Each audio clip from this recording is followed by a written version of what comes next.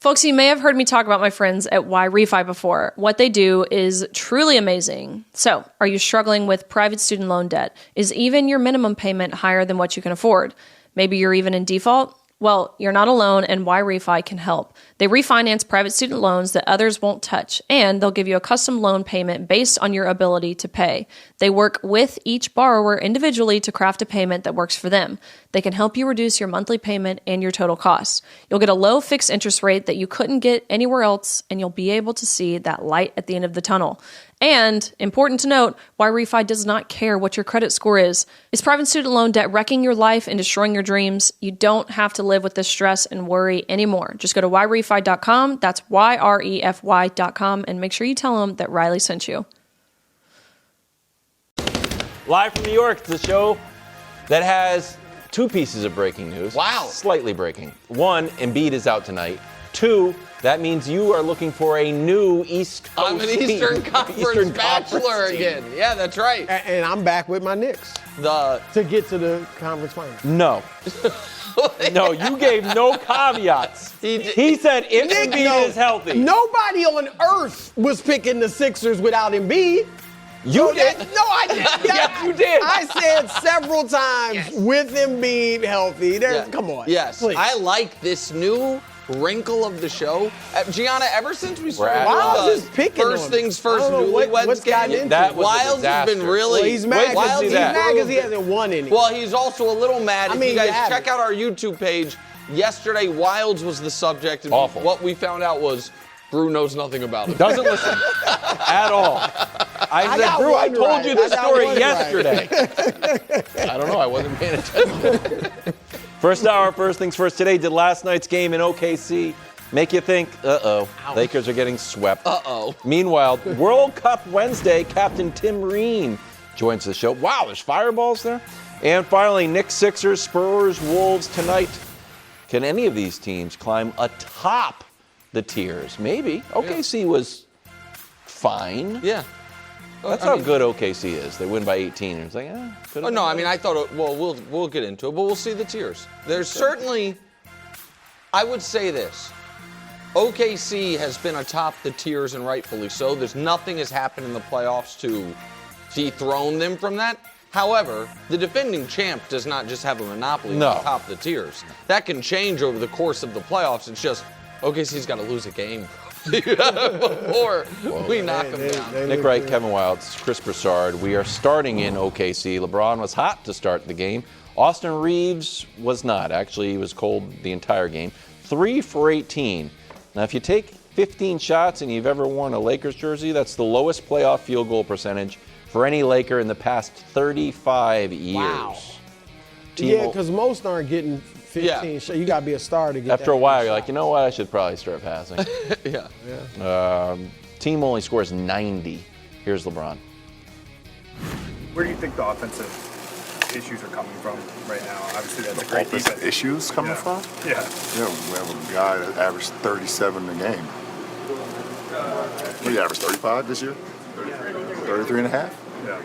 I mean, what are you asking? When you play against the world champions, you having a guy that averages 34, 6 and 8 and 8 and 9, whatever the hell that's special.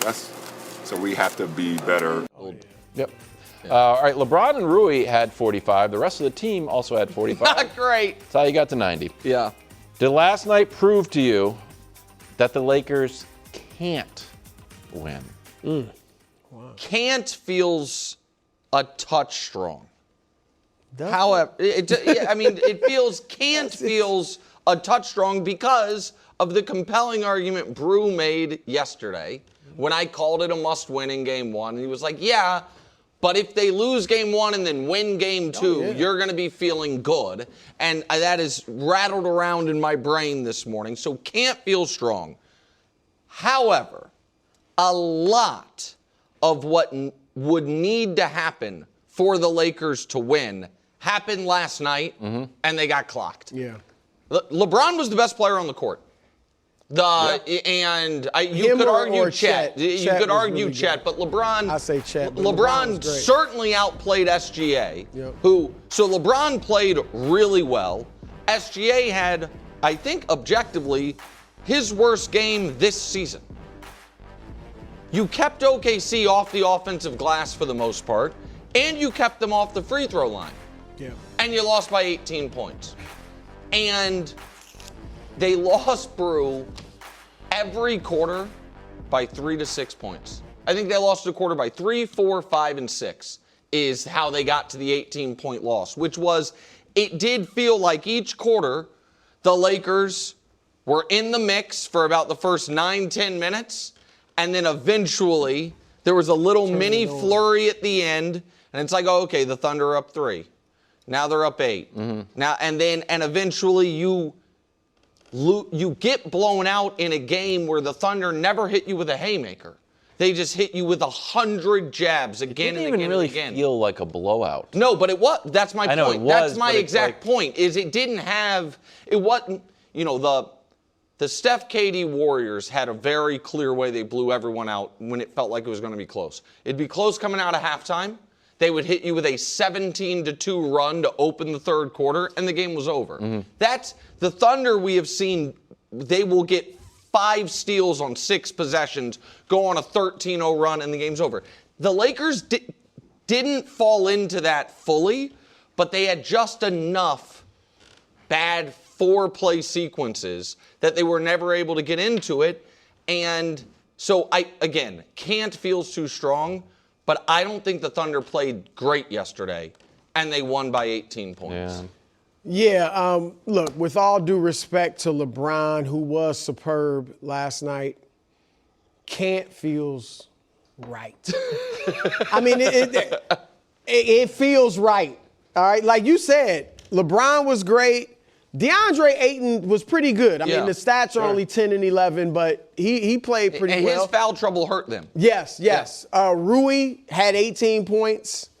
Smart and Austin, and I'll get to Reeves in a moment, didn't play well, didn't shoot well. But to your point, I mean, SGA, I agree, it was his worst game of the season. And, you know, Jaylen Williams, who looks like he will be back at some point in this series, presumably, he didn't even play. You know, so, and they still ran away with it. It was like, even though, like, I never felt, the Lakers could win it. You know what I mean? Even though it was close, even though it was tied at points. 7-0 to start felt good. I mean, but you knew. I mean, you know what I mean? Down like to 6 in the No, I mean, that's what I'm saying. They were here, they were close for most of the game, and then OKC just pulled away. But obviously, OKC is just flat out better and really has the Lakers numbers. And I think they got some dog in them, OKC. Even though they're a bunch of nice guys and they got the college atmosphere and all that, they really like laying it on teams. They're unbelievable. Yes. And they have now beaten the Lakers 5 straight times by about 26 points a game. The last 5 times. What does that side of the table believe in? I hear about it all year. Due dates. They're due to lose by single digits. I will have a statement about that much later. But Austin Reeves. Yeah.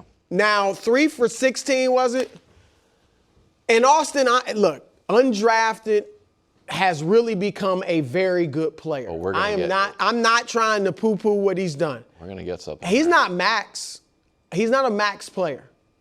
And he's not a max player. Now, maybe he'll get the max, but I think it'll be a mistake. He's not a max player. Who's the worst max player? Yeah.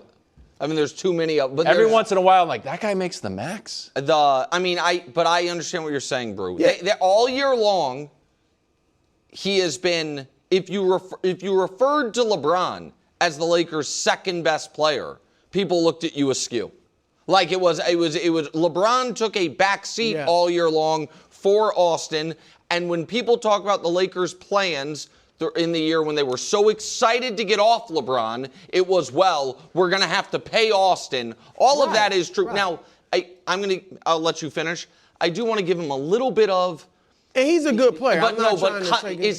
He came off the injury earlier.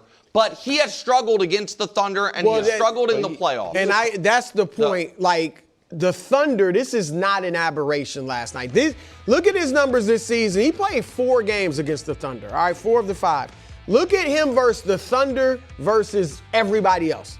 Everybody else in the league, he averages 28 points on 49% shooting. 24. I'm sorry, right? 24 points. The Thunder, 13, 4.5 turnovers. Yeah, it's not good. 16% from three. Like, those perimeter guys are too big, too fast for him. He needs to and get he stronger. struggles. He can't. It's hard for guys to get faster, and I am consistent on this. And I really like Austin. And you're right. He has what he's made of his career already is remarkable. Very good player. Should get a good, strong contract, but he's not a max guy. But I also want to, whatever he gets this offseason, KW, he needs to, in part of, living up to it. Get a Bowflex. Yeah. He needs to have some muscle definition.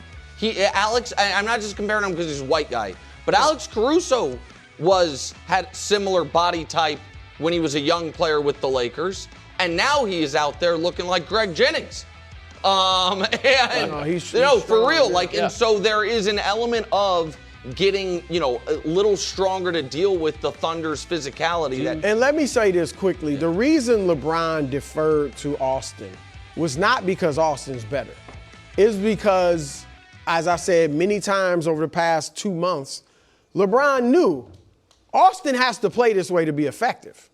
I can do all these other things and still be effective. Yeah. And so Just quickly on Austin, remember Marcus Smart pushed, I forgot who it was, into Austin. Yeah. And it felt like he had that oblique injury. He's holding. I didn't know if he was wearing something under. Yeah. It looked like he was I wearing a thought he got bulletproof hit in the vest ribs. or I'm something. guessing he got the wind knocked out of him. It felt like he was in a lot of pain to get the wind knocked. that's So I don't know. That hit my radar of, all right, maybe you're not 100%. No, I don't think he is 100%, and I don't want to be too harsh on him because if he just had been like, hey, guys, I'm still hurt like Luka, we wouldn't be killing him. But Brew's point about this being a tendency against this team is good defense. Those are his worst numbers against any team in the league. That's right. All right, turn our attention to SGA.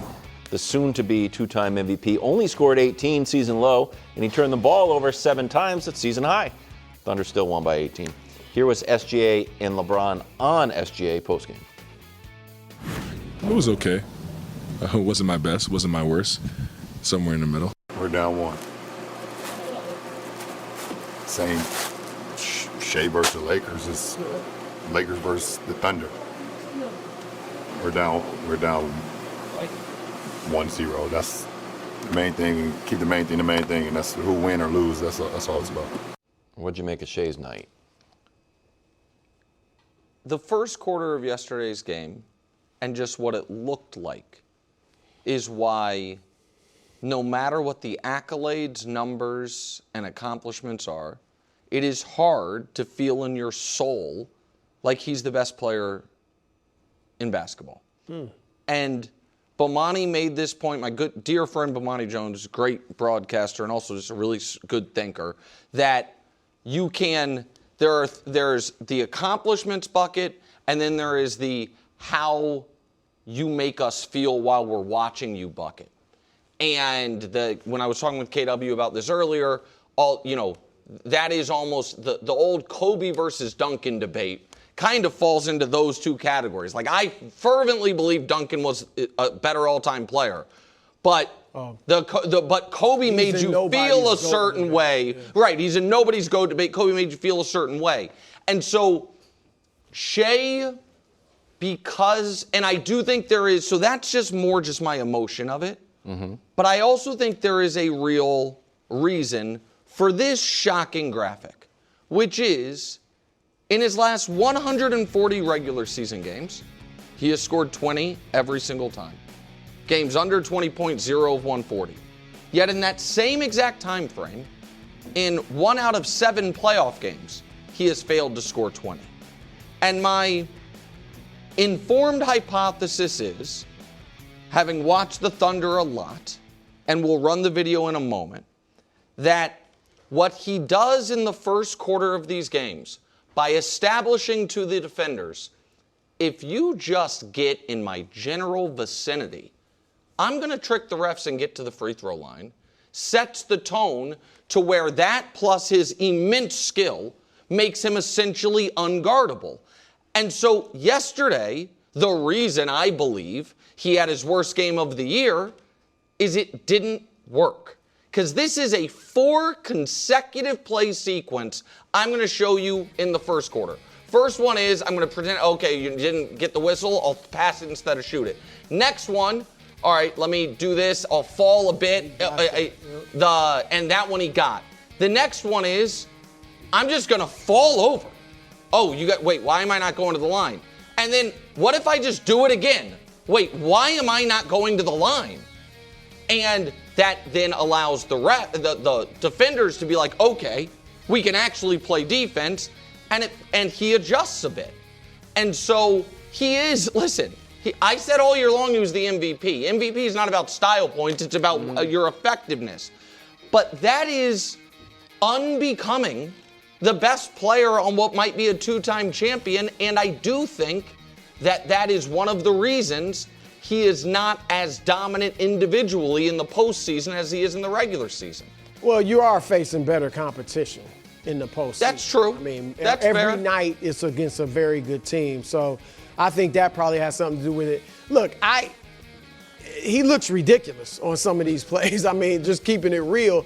It doesn't it really didn't bother me last night because he wasn't getting those calls. He only took 3 free throws. Correct. So if you want to go out there and do that, if you want to try to trick the refs, have at it. You know, players are always trying to do things. I mean, a lot of players flop. A lot of players try to get calls. You know, it is what it is. When he's not fouled, if he doesn't get it, I don't have a problem with it. He is still, though, he's so sweet in the mid-range. And I do think it's easier now to shoot the mid-range shot than ever because that's really, if the defense has to give up something, that's what they want to give up. But he still is incredible there. But last night, he had a bad game. No ifs, ands, or buts about it. I think maybe I'm being generous if I say it was like a C- game for him. Yeah. You know, the 18 points on 8 of 15 shooting doesn't look bad at all. That's 53%. But with the 7 turnovers, some of them were terrible. And in the fourth quarter, he had 0 points. He was 0 for 3, 0 points. Second half, he only had 6 points, which obviously is bad news for the Lakers. He's going to be much better. But last night was not a good game. I still think, look, I've said Wemby's the best player in the league. All 3 of the guys that are going for it, Shea, Wemby, Jokic, I don't feel like any of that keeps Shea from being that guy. Jokic not playing, and Wemby just had 11 points. But Jokic is a defensive problem too nowadays. He's not as good as even he used to be defensively. And Wemby is young and inexperienced. You thought Wemby's game 1 was better than Shea's game 1. Wemby's 12 blocks make up for the 7-point difference. And 15 rebounds. I don't think that was 7 turnovers. I wouldn't, if I had to grade Wemby's game, counting the goaltends, I will still give it. If you're the best player in the world, I don't think you can have 9 points, lose with 45 seconds left. Well, a lot of it depends on what your game is. I mean, I just don't think Shea had a better. I don't think Shea had a better game 1 than Wemby. Let me show you the stat that kind of either supports or debunks the idea that he's not the best. He doesn't lose. Since the start of February, when he plays, the Thunder are 25-1. So his bad games, he's still giving you 18, and the game is never in question. 25-1 is a nutty stat. No, I mean I think that in Brew's defense, I think it's no longer active, but there was the Spurs I think were 24-1 in a 25-game stretch with Wemby, with the one loss being at Madison Square Garden around a similar time frame. I do think this, just real quick before we move on. The way the Lakers defended him similarly to how they defended Durant. Yes. And he dealt with it better. He still turned the ball over, but I still think he dealt with it better. A lot of those, though, as you saw, some of them were him trying to get the foul. Bailing out, but yeah. Do you agree with me that is one piece of the Lakers' game plan they should not change? That they should say, listen, if A.J. Mitchell and if the kid from Philly, McCain, if Jared McCain, if those guys are hitting threes, we lose. Like it's a lot of bad options, but they should continue this approach on Shea. I think that part's They threw a lot of different looks at him. Obviously, they picked him up, double-teamed him at half court, and double-teamed him all night for the most part. I agree. Yeah, I mean, it worked. Now maybe it won't work in game 2, but keep trying it. Nothing's going to work. I mean, that's probably true. I mean, it's the bet. It's the best team over the last 2 years against a team without its best player. It's probably not going to work. Finally in Detroit, Cavs mounted a comeback, but the number 1 seeded Pistons pulled away. 4 straight wins for Detroit, some kind of sweep. Harden and Donovan combined for 45, but Harden didn't love his turnovers, and Donovan didn't love the lack of calls. Take a listen. For me, I got to be better, and I will be better turning the basketball over. From turning the basketball over and getting shots up, and then it gives our defense a chance to get back and get set. I think we did it. Other than that, we played a pretty solid game. The free throw disparity is not why we lost tonight. I want to make sure I say that, but I don't know. I'm trying to get downhill, and a friend of mine got fined for talking about flop, so I'm not going to try to double down. But I mean, I feel like that's what I got to do at this point. Okay, is this loss more on Harden or Donovan? Well, look, both had their struggles, but Harden did give them 13 points in the fourth quarter. All right, I know he had the 7 turnovers. No, he was having a brutal game until that, and then he salvaged it a bit. Yeah, I mean, and that was when the game was kind of in the balance, Both of these guys have struggled over the last 6 games. I don't know what's going on with Donovan Mitchell. We talked about it. He had been a very good playoff player, even though he never made it to the conference finals before. I don't know if it looks like they get along. I'm sure that's not a problem, but I don't know if there's just stylistically, do they not fit, but maybe you got to stagger their minutes a little more, but I don't know. But Donovan has not been himself lately. But my answer to this question, I think Harden played better. Donovan had, I think, 3 fouls and 6 points in the fourth quarter. But my answer is Jared Allen. Wow. Jared Allen, who you count on every night to give you 15 and 9, 15 points, 9 rebounds, had 2 points and 3 rebounds. Well, not enough. 2 points and 3 rebounds. All right? He had 22 points, 19 rebounds, and 3 blocks in Game 7. If it wasn't for that, they aren't even playing right now. And so he looked at Jalen Duren and Isaiah Stewart and said, I don't want none. He also I don't want foul trouble, was not on the court that much. He wasn't on the court. I think he only had, how many fouls he had? He had 4 fouls. Okay, he only had 4 fouls. Yeah, I know he did, but there's a reason he only played 18 minutes. Yeah. And when I talk about the Cavs as being wink, wink, because I can't wink, wink, wink, finesse. You can't wink? Yeah, I can't. I don't know. What do you mean? What do you Wow. mean you can't wink? I can't wink. Hold on, you can't. Let me see it again. I can't. Just Okay, leave him alone. All right, go ahead. I had to really have a rap Yeah. with the girl. I couldn't wink on him. I had to have a rap. I don't know if winking is a. Yeah, with some dudes, in the some 60s. brothers, yeah. In the 60s, you just winked at a lady across. Exactly. Go ahead. But anyway. I can't wink. Anyway. You were saying they're finesse. Yes. Sorry. And I'm not looking, Harden is not, criticize Harden all you want. He's not soft. Criticize Donovan all you want. They're not soft. I'm looking at the bigs. Yeah. And they didn't want any. Yeah. So Jared Allen got to step up. All right, so I agree with that. I am, however, going to decide to answer the question there. That Jared Allen was of the wink, wink, big 4. He was the weak what a flex. link. Listen, but Harden is who he is. No matter how many cumulative stat full screens Danny gives us, he's not a reliable playoff performer. And only because I got community noted on this and I'm still angry about it, I have to update one of our favorite graphics. James Harden's 45th career playoff game with as many or more turnovers as field goals made. As many. Yeah, as many or more. Exactly. And no, I sent out a tweet that just said more. I was wrong, and so I fixed it.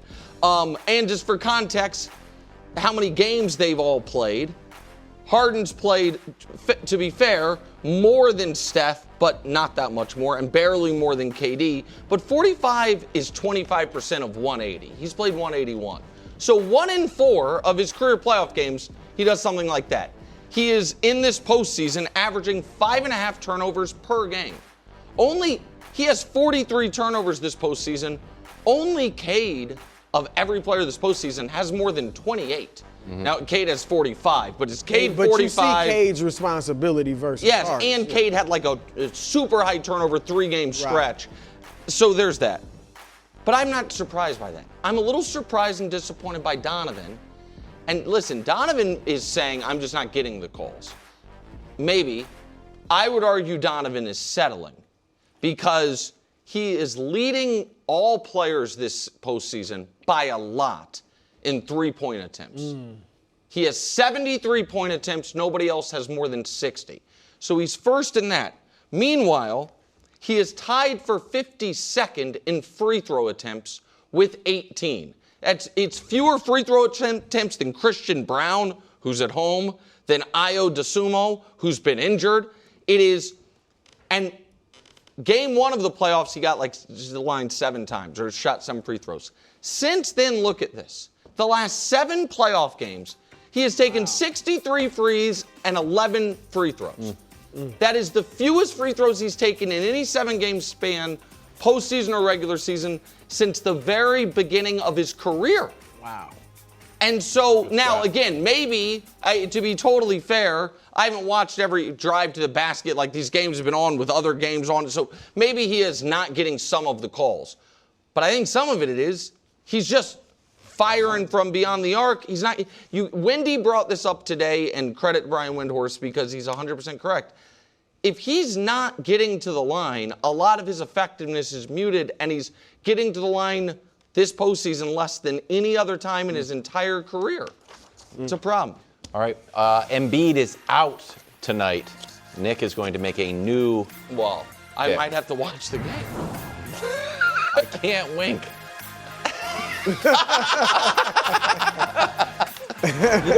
Your mouth doesn't need to do so much work there. Worried about the gum disease gingivitis? No, well, don't. KW. What? That's not going to be one of your ongoing bits. That was a one-time thing. Subscribe to our YouTube channel and podcast. We'll be better tomorrow. Just go roll it, Hubs. Go ahead. Sorry. I had to step in. I'm not mad at you. I'm not mad at you. Sixers Knicks. Sixers Knicks tonight. News today: Embiid is out. Take a guess at why he's out. Well, it says on the screen, but Hip and otherwise ankle. I wouldn't have known. I didn't even. Right, that those were even bothering. This poor guy. Now with Embiid, the Sixers lost by 39. Now tonight they're going to have no Embiid. Your reaction to this news, and give us a new prediction and maybe even a new team. Well, I feel for Embiid. Yes. Okay. Man. Emotionally, I will admit this. Emotionally, there's a part of me that's frustrated with him and really wants to blame him. But my head and my mind are telling me he can't help it. It is what it is, so I won't jump on him. My second thought is my Eastern Conference pre-playoff prediction is going to be right on the money. Knicks, Pistons in the Eastern Conference Finals. This series is over. It's over. Yeah. I mean, they might have. I don't know what would have happened. I thought Philly was going to win going into the series. Yeah. Maybe they would have been able to with Embiid. Without him, Philly's depth was this deep. They were this deep with Embiid. Yeah. Now you've got Oubre. You got 4 really legitimate starters at this point. Oubre, Edgecombe, Maxey, and George. And I guess they're going to start Andre Drummond. And then Quentin Grimes is the 6th man. And yeah, I mean, they have no depth. And the Knicks are teeming with depth. So they're in trouble. The question, I think, it depends on how long. I don't know how long he's out. We don't know if he's out for the season. Could be out just for a But game. if he's only out for this one game, I still think they're the Knicks will win now. And they should win tonight. Then you're up 2-0. And then you're and then you should be able to win 2 of the next 5. So I'll give analysis after I get, just like Brew did, my emotional reaction to it. I just really feel like this player is snake bitten. And I understand, like, if we really went through the year-by-year list of stuff, it is true that early in his career, he didn't take care of his body as well as probably he wishes he had. And he had a well-known, was it Shirley Temple? Yeah, he loves Shirley Temple. It was a big Shirley Temple habit. And, he was not early in his career Dwight Howard from a physical fitness, stature. I get that. But he has, as a guy who has dealt with real personal tragedy off the court and has matured in front of our eyes on the court, deserves to, when he finishes his career, not have so many what-ifs. It's one thing if it's like, hey, wasn't good enough. You know what I mean? I was great, I'm going to be, but in the biggest moments, I just wasn't good enough. It's a different type of, cruelty to be like, who knows? Who knows if there was a period of time where my name should have been in that discussion of best player in the world, and I was going to show it to everyone in May and June, and he just hasn't had the opportunity. And what's crazy is he was coming into the playoffs healthy, then an useless organ was about to burst. They had to take it out. Then when he came back, within a game, he looked dominant, and then we saw him get his knee hit, and yet it's a hip and ankle that's the problem. Yeah. And so all of that just feels just cruel. Can I be glass half full? Sure. And they just came back and beat the Celtics. Mm-hmm. Why don't they just say, Embiid doesn't feel great. He's like, you know what? If I sit this one out, I think we can win the 2 games in Philadelphia. And then I just need to rip off 2 more. This is precautionary, that this is to give them the best chance at... Yeah, we're probably not going to win this one anyways. I don't feel 100%. Why don't I rest? And then we try to win. I mean, 4 I of hope 6. that's the case. I will also say all of my critique on the Celtics style of play, this is the perfect example of a game where a team should employ it. Philly should shoot 53s tonight. It's their game 2 against Boston strategy. Mm-hmm. Bombs away, fellas. We are not the more talented team. We are on the road. We are at a significant schematic disadvantage. So we are really going to shake up the variance here. Maxey, green light every time. Quentin Grimes, you get in there, you can shoot every single time you have an open look, shoot it. Paul George, think that it's 2019 Thunder, Paul George. Fire up 12 of them. Like that, I do think that is, in this circumstance, a very legitimate, smart strategy for a team to take. And I think it's what they need to do tonight to have a real chance against the Knicks. Look, they obviously beat Boston in game 2 without Embiid. I just think, now, the Knicks, we saw it during the regular season. They were great at times, then they slumped. So I don't know if this is just, okay, the Knicks have really put it all together and this is going to be essentially who they are the rest of the way, or is it just a high point and they are about to dip? But if the Knicks keep playing as well as they are, I mean, this is going to be a rout tonight. Oof.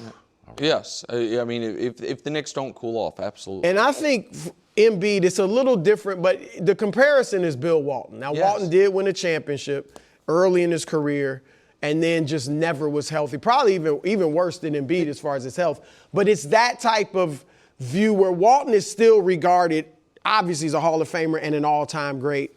And I think Embiid, he doesn't have the ring, but he does have an MVP. He could be viewed like very quickly here.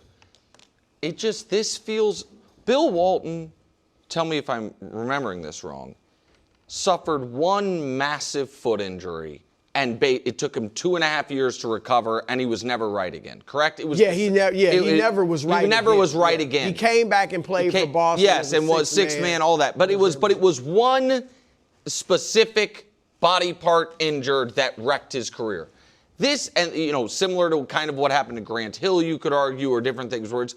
This with his ankles, this feels a different type of unfair, because it's so many disparate things that have happened to him, as opposed to one career-altering injury, which we've seen in sports. Well, remember, he missed his first two full seasons coming into the league. Yeah, so his body's never been right. Meant to be, yeah. Meanwhile, in San Antonio, the Spurs are looking to even the series tonight against the Wolves. Now, the series has officially started since the road team won Game 1. And if they win again, went down 0-2 at home in a best-of-7. Look at that, bro. 5 teams have won the series. 29 teams have not. You would think this is a must-win, right, Brew, for your Spurs? No. What? No. It's not a must-win. I mean, it's close, but you just showed it. Nick, you know, you're the math guy.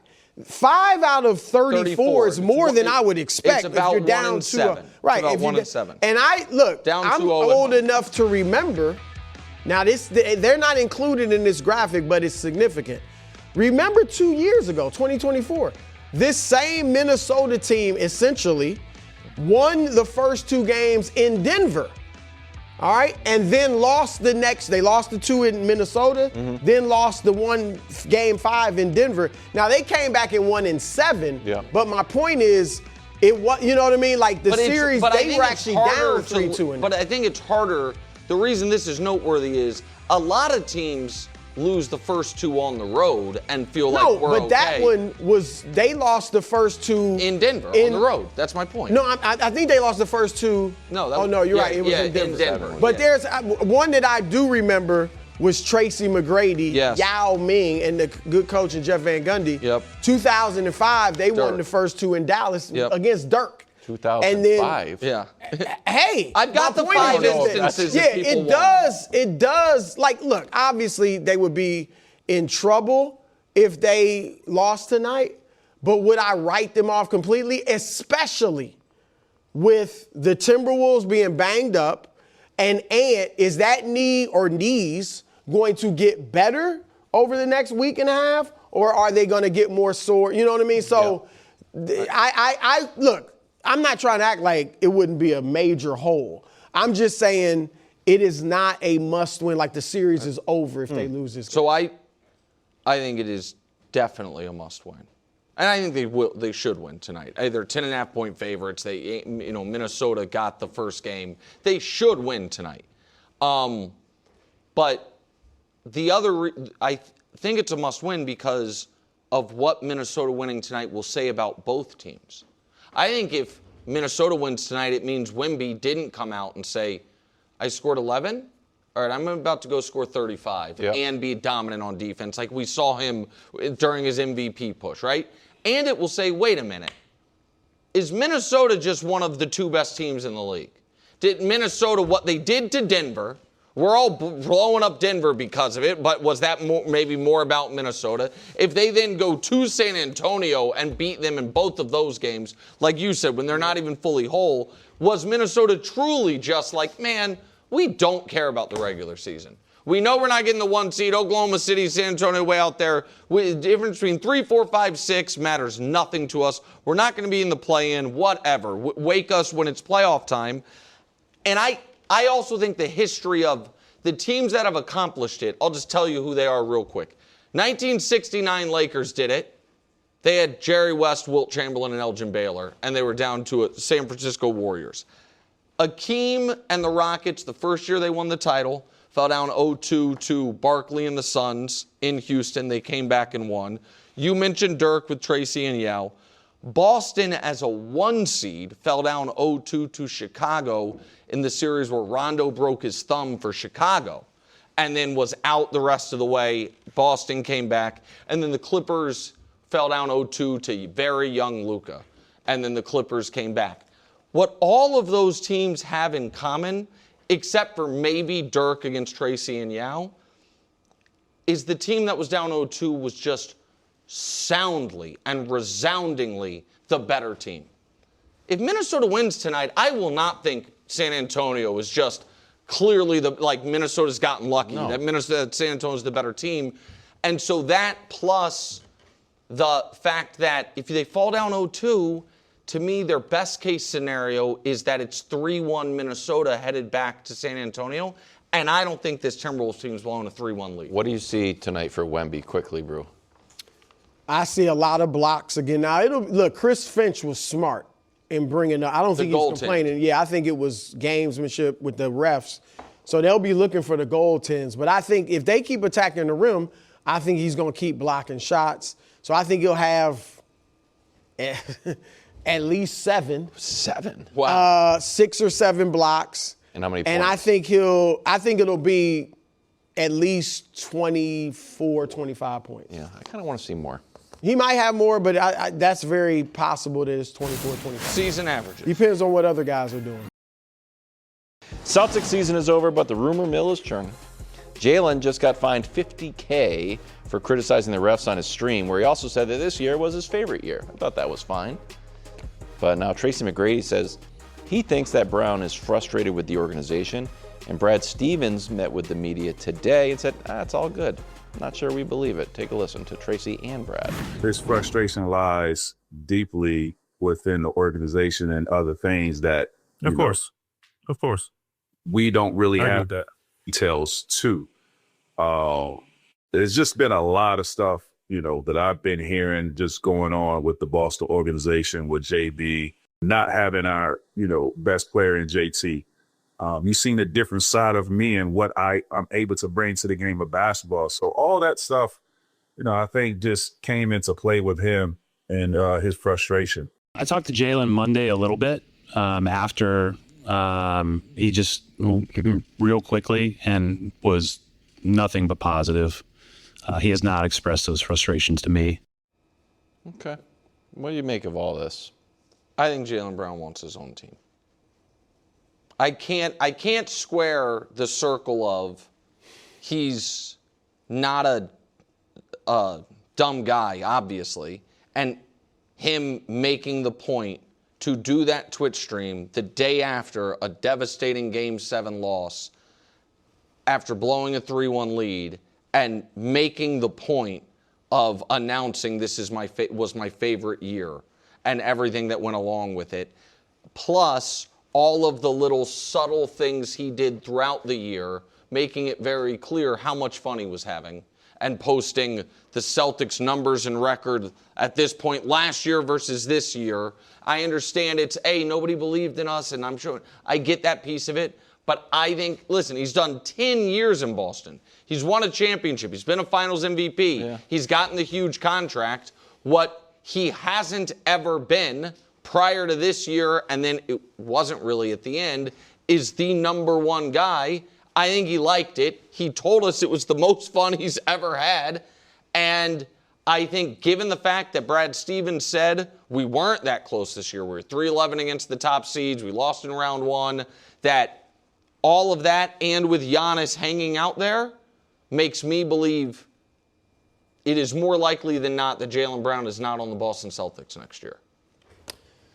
I'm going to talk like we're just brainstorming. Okay. Just, we're the Celtics brass, or brass around the league, whatever team. Okay, sure. Just kind of throwing out, ideas. I'm not saying it should or shouldn't happen, just what if, whatever. Okay, I like this. First of all, and I know he's lost some series, obviously, he just lost.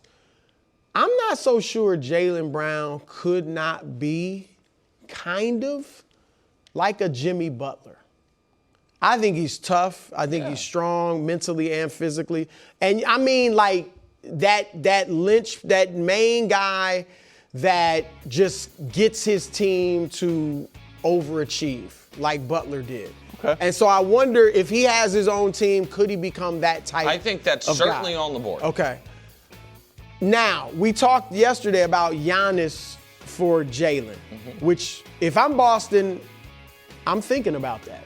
If I'm Milwaukee, I get a star, if not a superstar. I've got some trades I can show you once you're done. Okay. And so I think for Boston, for the Milwaukee, that might be interesting. The thing is this for Boston. Giannis is going to be in his 14th year. He's 31 years old, entering his 14th season. At this point in his career, we can say injury prone. Coming off a bad season, was in the playoffs, he's been injured a lot. Jason Tatum now I guess you got to say, I mean, injuries is a concern. Injuries. I know it was only a one-time thing with the Achilles, but it's a concern. So now if I'm Boston, I am going to 2 stars who are injury risks. Okay. Again, not saying this should happen. They should do it. We're wondering. Yeah, we're the Celtics brass right now. Do you think about trading Tatum and keeping Jaylen? Say you got Jaylen and Giannis. I know Jaylen and Tatum, for the most part, their injuries histories are similar, except Tatum had the big I don't Achilles. think you could get fair value for Tatum. I wouldn't trade Because of Tatum the straight injury? up for Giannis. No. I think Tatum's, because of he's younger than Giannis and Jaylen, and he's, maybe it wouldn't be Giannis, but you know what I mean? But I'm saying, but I guess I just don't, it's not that I wouldn't, there is not a player in the league, if I were running a team, I wouldn't consider trading. I would be the opposite of Kevin Wildes with Mike Evans. I'd be like, hey, make me an SGA, offer. Wemby. No, but you're right. SGA is untradeable unless Wemby's available. You know what I mean? So everybody would be available in my head. I just don't think there is a realistic trade to be made where you get fair value for Jason Tatum. And I think that there's 2 very simple Jaylen Brown trades. One is the one I showed yesterday, which is Jaylen and a first for Giannis. It's that simple. The money works. You just go. The other, the one that's a little more complicated, but it achieves the same thing, is if Milwaukee's like, we don't want to be good. We want to start over. The Celtics get Giannis. The Bucks from Atlanta get Dyson Daniels, Jonathan Kuminga, and then 3 picks from Atlanta, including their own first rounder next year, which for Milwaukee would be super valuable, right? I don't know if the Hawks get that much better. That's a lot for Jaylen. It's great for the Hawks to give up. Well, one of those picks is coming from Boston, keep in mind. And for the Hawks, So 3 firsts? 3 firsts, Dyson Daniels and Kuminga. Ooh, I mean, obviously Daniels and Kuminga aren't stars, but they're high-level role. Like Daniels is a great defender. Both of them are. I just think if you're, so maybe, again, tweak it maybe. My point is you could easily send Jaylen to Atlanta if they are like more of a win now, and they could help grease the skids of this trade. Also, 9 hours, 7 flights a week, Boston to Athens. I looked it up. And I just think that's where this train is heading towards. Giannis ends up a Celtic. Oh, so you think that's going to happen?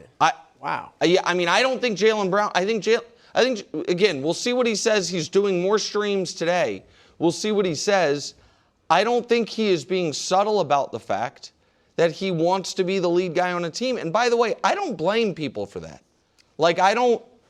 If he's like, I did 10 years as a sidekick. I got a little taste of being the number one guy, and I loved it. I was an MVP candidate. Yeah, I enjoyed it. I'm interested to see what he's frustrated about. I'm interested to, on these streams, if he does air it out, how did the frustrations manifest? Because he was the number one guy. When Tatum came back, he was still the number one guy. Deep down, he thinks, guys, I've always been the number one guy. I'm the best player. He might be frustrated. There's always been I was there, right? I was here first.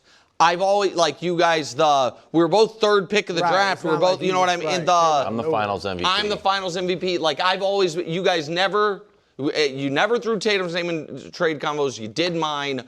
And as soon as he comes back, I'm back. Like, so I don't know. Again, that's naked speculation. Yep. But Cheers, next. Live from New York. It's a show that can't wink. It's the second hour of First Things First. That derailed the whole conversation, I'll be honest with you. I couldn't focus on anything else. You just did it! Bro, you got it! No, you need to focus on your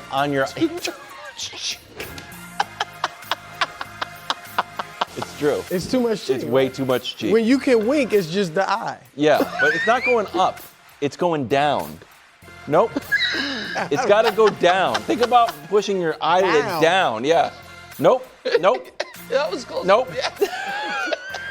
I mean, look, I can do a lot of things. One of them is not winking. Listen, Emmy voters, if you were on the fence, that should have put us over the top. I'm going to be honest with you. Second hour, first things first. Today, Embiid is out. The Knicks eventually have to come down to earth, or do they? Is a sweep on the board. Meanwhile, it's World Cup Wednesday. U.S. men's national team captain and veteran Tim Ream joins the show. I think this is going to be a very interesting conversation. I've got some very interesting questions coming up. Oh, wow. Oh, yeah. But last night, let me get you caught up to speed on what was going on.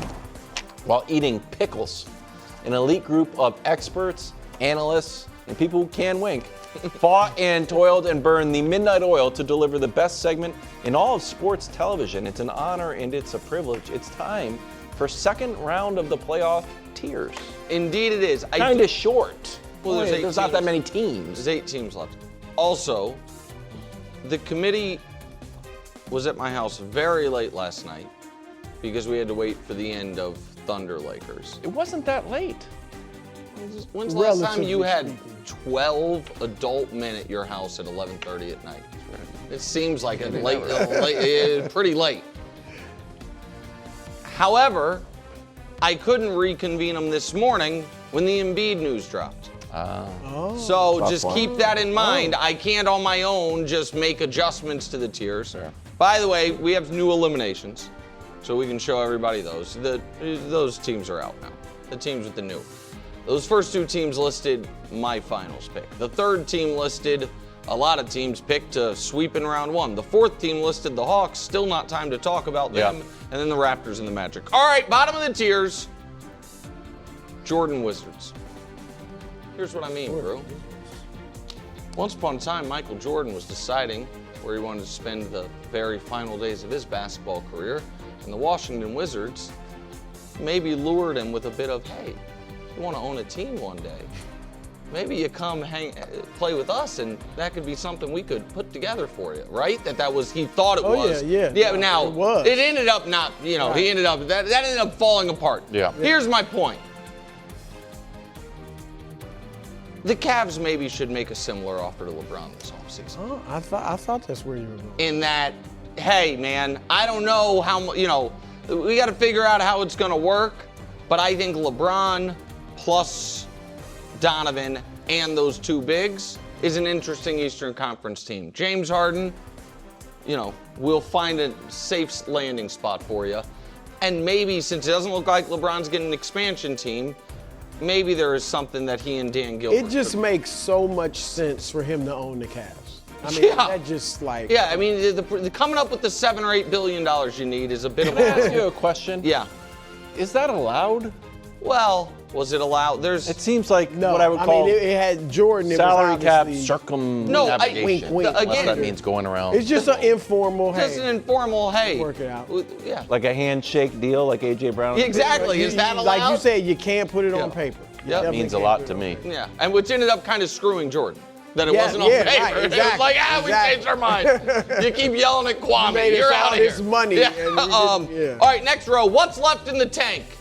And again, this is before the Embiid injury. But the question was, did this team expend everything it had coming back from 3-1 down, or did it expend everything it had come back from 3-1 down and now after game 1 can replenish it? Or is it just that was it? They had a great 5 days, and they're not who we saw in that week, or were they really on to something? Game 1, they were a little exhausted. Now again, it might be moot if Embiid's just done. Hope you learned your lesson. This is for, and I really like these players. This is for Luka and Austin. If LeBron is gone. I hope for Austin, his whole career being next to LeBron, and for Luka this year and a half, they learned what LeBron does to make sure he still is in peak physical condition at the end of these seasons. That he still has stuff left in the tank, and that he can use his physical advantage on guys. Because listen, Luka, the soft tissue injuries is just quite simply something LeBron, save one time in his 23-year career where he tore his groin Christmas, his first year with the Lakers, has never dealt with. And it's some of that is genetics and luck, and some of that is the work he puts in. And the other piece of it is just getting physically stronger. I don't think that's an issue for Luka as much as Austin. And if these are the last moments where LeBron is a Laker and showing it to him on a day-to-day basis, I hope they learn from him on it. 1 week blip, question mark. Is it possible the Pistons just had a bad week of basketball the first week of the playoffs? And that who they actually are is who they were the entirety of the regular season and who they've been the 4 games since when they've looked awesome? Is that they just, for 1 week, it just wasn't quite right? Or did round 1 expose real flaws and weaknesses? The Pistons feel, and I wrote them off down 3-1 if you remember. The last time they were on the tiers, I thought they were done. But that time they had without Cade when they kept winning, to me, signified a pretty sturdiness of the team that, again, has existed all year except for games 1 through 4 against Orlando. So maybe we'll just look at that as, a bad week that they were able to get over. Be ready for war, the Spurs. They're going to keep coming, man. Yeah. Wave after wave. Terrence Shannon Jr. says you got to block them all. Jaden McDaniels said Wemby's the tallest person in the world. He's like, where is he? In the top 10? No, I think probably somewhere in the top 100 would be my guess. Really? Top 100? You don't think he's in the top 100? No, I think he's like top 20. 10 or 20? Well, 100? Top 20 would be in the top 100. Well, top 100? I'm just saying he's not in the, whatever. You think there's a Josh, please start yelling, Josh. Look it up, Josh. I'm with you. Top 10. It's like Olivier Rouet, who just transferred. Again, Wemby's they're right not there. all basketball players. That's my point. A lot of guys are. Talk like so. Murasan, he's still alive. George Murasan? Okay, well that's So but I like George. So do you play basketball? Whatever. Can I get back to you got to play volleyball or basketball. God. If you're He might not be top 7'5", 10. He's not top 10. you just cannot be a dentist. Some guys aren't You coordinated. cannot be a dentist at 7'5". Rough life. I agree with you. You can't just reach down some 7'5" dentist over you. 7'5". Can I You got to floss more.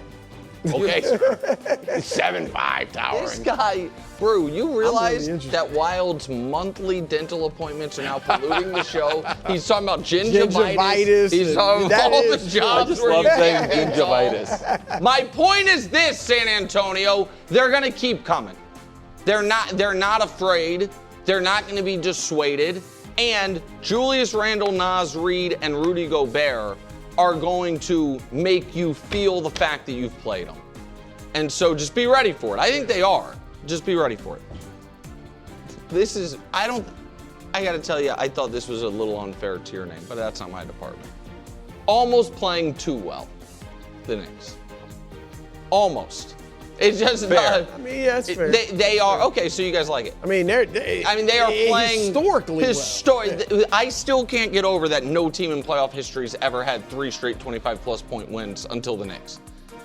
Do I think this is the greatest team in the history of the playoffs? I don't. But with that said, if that's the only critique, that is a testament to the job Mike Brown's doing, that all of those guys are buying in, the crowd at MSG, all of it. Very unlikely situation here. America's sweethearts, the Minnesota Timberwolves. I'm telling you right now, if they pull off this series and they are playing the Thunder in the conference finals, those maps that show who's rooting for who, Oklahoma is going to be in Thunder colors, and everywhere else is going to be Minnesota because people like an underdog, people like change, and there is such a true, dichotomy in styles and personalities that I think people will find infectious with Minnesota. And, Ant is so charismatic. He made the phrase, bring yass, be a national calling card during election season a couple years ago. And what? You don't That doesn't have anything to do with election season. No, it was the governor of Minnesota who ended up being vice presidential candidate. He ended up saying it as well. I was saying that. I think he said it to Barkley. I understand. I don't think it was a political I know slogan. it wasn't. I was never. You know what? Sometimes things go over your head. And atop the tiers is the Oklahoma City Thunder with the tier name, Some Things You Can't Buy. So a very quick little story. Someone I actually like a lot, don't know her personally, obviously, Kim Kardashian, wildly famous, successful. You act like it was going to be some. No. Kim Kardashian. She has been, for years, trying to become a lawyer. Yes. She's put a lot of work in, tried very hard. And despite all of her fame and riches, success, all of it, you got to pass the bar, and she just sadly has not been able to. And recently announced she's taken a break from even trying. It's been so frustrating. She's actually done some good legal She's work. done, no, she's, again, I am not saying this at all in a negative way. But my point is, like, that's literally one of the few things you can't just be like, I'm one of the richest, most famous people in the world, just go do that for me. You got to do it. And Oklahoma City Thunder fans, I feel, are struggling with this concept. Why don't you like us, America? Why don't you talk about us the way our record and success and league MVP says we deserve to be talked about? Because you can't buy love on that level. You can't buy people being enraptured by your style of play. And you can't buy the infectiousness some of these other teams and some of these other star players have. Sometimes you just have to settle for all the winning. And that might be what the Thunder have to do, but their fans seem to be a little nonplussed that they aren't more universally beloved. They are respected, but not beloved. And that's something you can't buy your way or win your way into. Brew? Good tiers. Several bonus takes. Several. There's only 8 teams. Number 1, OKC. I think you're right. I've called them, they're like this generation's Spurs. Yeah. The Spurs were great, obviously. Duncan was awesome, but very just kind of plain personality as far as the public knew. And Shea is a little more outgoing than Duncan, the way he dresses and things, but it's still, the game is very different styles, but just basic. Very mechanical. Yeah, fundamental. Like, you could call him the little fundamental, if you, as opposed to the big fundamental. So I think that's one of the things. And then it's almost the guys feel nameless sometimes. Yeah. It's just 9 guys that all play the same, shoot threes, defend. So I think that's part of it. Other bonus take, LeBron. A lot of places to go. Like, I mean, now that he has shown I can fit in, still give you 20 plus, but fit into the system and everything doesn't have to revolve around me. Cleveland looks good if Harden's not there. New York, if they should, it's hard to see them losing to Philly now. But even if they lose to Detroit in the next round or whoever's in the next round, that, I think LeBron would make some sense there. And then it'll be interesting with the Lakers, what will they do? Part of you does feel like, look, it's just time to totally build around Luka. This is now year 2. I know not a full 2 years. But it's year 2. But 2 years, we have nothing to show for it. Yeah. We got to build around this guy. Who knows how long it'll last, and the West is not getting easier. All right, my main take is I would move Cleveland up ahead of the Lakers and below Detroit. Here's why. Not that the Cavs are better, but because they do, what is that, quick as a wink, move Cavs. All right. The Cavs do have a better shot, even though I think Detroit will beat them. They have a better shot at winning their series than Philly now, especially without Embiid, or the Lakers do against OKC. So that's why I would just say move them up. So listen, I want to leave time for KW to do his, so I'll be very quick. I agree the Cavs have a better shot. I don't think the Cavs are better. No, I don't either. Okay, so all right, so yeah, as far as if it were ranking most likely to advance, I would agree with you. I just think the Lakers have been better this playoffs and the Lakers are better. Go ahead, KW. I'm going to move the Knicks above the Wolves. Just because, and look, they might be too hot for their own good and they're due to come down to earth. I think the last 4 games, though, their defense hasn't allowed another team to score above 100 points. So the idea of like defense travels even if they cool off offensively. At this point in time in Jaylen's career, we have to start expecting the huge games versus thinking like, oh man, Jaylen had 35, what a great game. Wow, that's a huge gap. Isn't that crazy? That is crazy. SGA only has 9. Tatum has 9. Ant has 8, whatever that number is. Jokic has 9, and Brunson has 15. Has 15. So, look, that is something else. If he has a huge game, you're like, yeah, this is what he does. All the Knicks are playing great. This is what I could see cooling off. Regular season to playoffs, Brunson is known to increase his field goal percentage. Now Bridges is way up after struggling. Those blowouts have really helped him. OG is at 64%. That's wild. Yeah. And Cat's at 58%. I have one other stat and then a bonus take, but it's still about the Knicks. Great.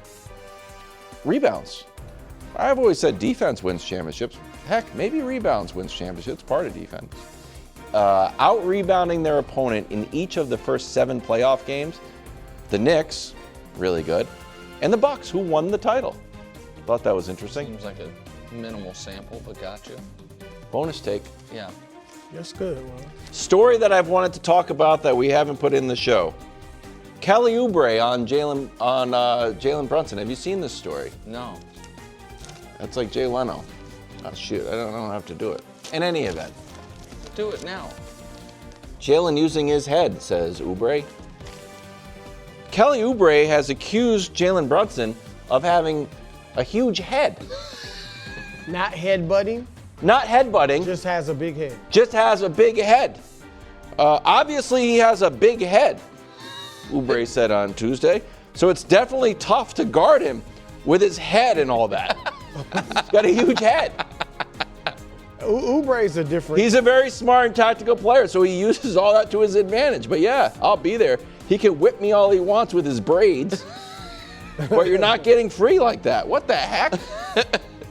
Maybe I can see the braids hitting you in the face, but yeah, I guess so. I mean, maybe Stephon Castle, ties his hair up. He'd probably get in his eyes, but he could use that. No, he's just giant head. Yeah, so that's right. I didn't know that. I feel like Josh Hart's going to get a lot of content. Josh Hart already said it. He's like, yeah, that's common knowledge. Got a huge head. UFL this weekend, Columbus Aviators against the Battle Hawks. That's Friday at 8, and then Saturday at 1:30, Louisville versus DC Defenders. All on Fox. Welcome back to First Things First. Lakers last night only scored 90 points. Post-game, LeBron reminded everyone that Luka was out, so that's why the offense struggled. What do you think? And today, Luka reminded everybody that he's only on week 5 of an 8-week timeline, okay? Take a listen. I'm just doing everything I can, like I said. Every day I'm doing stuff I'm supposed to do. Obviously recovering, now working. But like I said, doctor said 8 weeks at the beginning of the first MRI. I'm just going day by day, and I feel better every day. Okay, so we're on game 2 will be week 5. You were very optimistic about a return. What was your reaction I'm less to that? optimistic now. Here to answer the question, could a Luka, if you were to be like snap your fingers, and Luka is going to show up as he was in March, right. My answer to that is yes. That could. I think they could win. I do. Like if you got peak Luka, no ramp up, no knock the rust off. Right. Would I have get with LeBron playing at this level? I understand Reeves has struggled mightily against this team, but Reeves back healthy. Would I have given the Lakers a more than a puncher's chance? Yeah, I would have, especially with Jalen Williams out for the Thunder, all of that. But now what we're talking about, it sounds like is, could if the Lakers are down 3-1 going into Game 5, and Luka comes back 2 weeks early from the timeline and doesn't sound like he thinks, man, I'm this close to 100%. No. Would that work? And is that even something you would put him out there for against this team and this defense? That would feel almost reckless. So, no, I don't. If the Lakers are going to be saved, it's going to be by the guys who were in uniform yesterday. And I understand the odds of that are incredibly slim, but I think it's even slimmer, the idea at this point, given Luka's disposition, that he doesn't seem to think he's about to be there, to be playing against the best defense in the NBA. Yeah, I'm a hard no. Even if like you said, you could snap your fingers and Luka is 100%. I mean, Luka, he was there when they got hammered by 43, right? They were 15-2 in their last 17 games, playing tremendously, and LeBron was playing at a high level. I'd say he's playing at the same level he's playing now. He wasn't scoring quite as much because he didn't need to, but still playing very high level, and they got drilled. Luka played in another game versus the Thunder this year. They lost by 29. And he, like Austin, struggled against them. Now, again, it was only 2 games, and he played 30 minutes in each game, or averaged 30 minutes. 15.5 points, 33% shooting, not 3, shooting. From 3, he was 14%, and 5 turnovers a game. We've seen him play really well. No, I know, but I'm Thunder. just saying they're a lot better. I'm not saying they would shut him down, but I'm saying he hasn't played well against them this year. They are not the team he destroyed 2 years ago. No, but they're similar to the team that at the very end of last season, he played awesome and they routed him, and then played awesome again. They were playing him close. Like I think they're much more confident having won that championship. They're a little deeper. Again, I'm not saying he would average 15, but they've done a great job against them. And I just think this is not a good matchup for them at all, with Luka or not. It feels like we'd kicked around this idea of this question in the morning, and then we saw that Luka spoke this afternoon. It felt to me like that was an announcement that my season is over. And it lines up with what I took as LeBron's kind of, Luka's out, we can't score more than 90, it is what it is. So to me, I don't think LeBron was saying we can't score more than 90. That my word's not his. The reason that we're struggling is because we're missing a guy who can score 35. Yes. And we're not going to pop for 125. I just feel like the Lakers season is over. I don't want to say they're giving up by any stretch, but it feels like they are resigned, that Luka's resigned to the fact that he's on week 5 of an 8-week process, and he's not ahead of schedule, and as all like we've gotten a little bit, I think, spoiled by medical marvels recently. Yeah. Whether and a lot of it might just be Tatum coming back. How about Ant? And Ant. And so we're like, wow, Tatum, Ant, maybe Luka can Reeves do it too. was back earlier. This is one of the, it's, you guys, everybody knows how much I love Luka, the player. And this maybe is an indictment on him. Maybe it's just bad luck. Maybe it's like you're saying, we've just been on a good run of good luck on guys recovering from things. But it does appear that he is one of the first guys to, it's like, oh, actually he's behind schedule. He said they said 8 He said 8 weeks. That is not what was, the initial reporting was 4 to 6. Now, I thought it was 5. I don't remember. The initial reporting was 4 to 6. It was, you thought it was 5 to 8? I remember. But even if it was, so let's, again, that's all fuzzy. And we are used to guys, particularly if it's the postseason, it being closer to the first number than the second number. And this recovery has not, I've followed this obviously, as closely as anybody can. When the playoffs started, it was, they do not expect Luka back in round 1. It was not. They know they know the only, if it's 8 weeks and we're at 5, what that's saying is they could make the conference finals and he's not available. Yeah, that wasn't the initial reporting. That was not the original. It was like end of round, end of round 2, maybe round. And so end of round 1. End of round 1 but I thought that was the like optimistic the spring, side. Yeah. But regardless, soft tissue injuries are really tough because you never blame a player for being injured, and yet we all, I think, know and acknowledge and have talked to enough athletes or whatever that the one injury that seems to be you can do a lot to prevent having it occur is soft tissue injuries. Right. What's the reason why he was on the Lakers? That was Nico's No, I mean, Big look, reason. so far, it's like I said, it's essentially 2 seasons, and they have nothing to show for it except disappointment. I'm not saying – I love Luka. I'm not saying this is going to be the case going forward. I will repeat what I said during the season. I never would have said this even a year ago. It's on the board he never wins a championship. Because It's of very injuries or style of play? You're usually a style of play guy. I think a combination of both. And I think he's going to be great. He might win an MVP. He might win a championship. I'm not saying he can't. I'm just saying when you look at like OKC and San Antonio and just even in the East, like it's just now, I know what is this, 7 or 8 for him? Oh, yeah. 8. And look, Jordan was year 7, LeBron was year 9. So it can happen. But I'm just saying these injuries have been coming pretty frequently lately. And so, and again, this is my old hobby horse, but I will say it again. I think we're seeing it right now, and it's, we just talked Giannis potential trades, and the Lakers, I think, are a distant, something in that race, but not near the top. You have your own reservations about Austin. If Austin Reeves is not a max player, then he could be gone. No. I'd want to keep him. Of course, but if you can clearly be the second best guy on a champion, you're a max player.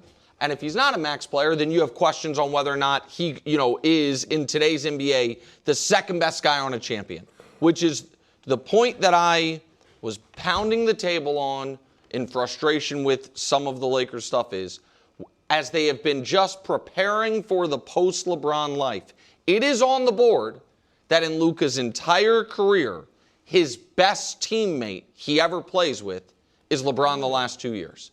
And that it shouldn't have been, let's plan for what's after, as opposed to he might not have a better wingman than what he has right now. Let's get load up as much as possible. Do you think they didn't try? I think that they made moves around the edges while saying we're focused on the post-LeBron clean up the books, build the perfect team era, and it's just that can be hard. Yeah, no, it's definitely be hard. U.S. men's national team captain Tim Ream joins the show for World Cup Wednesday next. Joining us now, U.S. men's national team captain Tim Ream joins the show. Nick has already said in our commercial break that he's jealous of his hair. It looks great. It does look nice. Great. And I don't think his has fake highlights. Not that yours are fake. Nick yours has are actual highlights. It's just not. It looks good. No, but, yeah. all natural. Sorry, Nick. Me too, buddy. Tim, thanks for joining us. I have a cross-sport question. You've been your first cap was in 2010, so you've been with the national team for a long time. Yep. Since then, I was kind of kicking around other sports, and we've seen football, American football, turn into a real passing league. Like, the game has really changed. We've seen basketball that we're in the playoffs right now. Threes are coming like more than ever. It's now just threes and layups, and the game has really changed since 2010. Has the game of soccer, and specifically like the U.S. men's national team, changed in a significant way since your first cap? Short answer, yes. I could sit here for hours and actually speak about this. But yeah, I mean, when I was first coming in, it was a lot of let's be physical, let's overrun teams. And now I think there was a stat that came out not too long ago that the play and having the ball starting from your goalkeepers and your defenders, they're getting the most touches in a game, which can be a good thing and a bad thing if you like a lot of goals. So it's definitely changed. I think there's definitely some managers who have changed the game on their own in terms of the way they play and in terms of the way that coaches try to emulate those types of teams.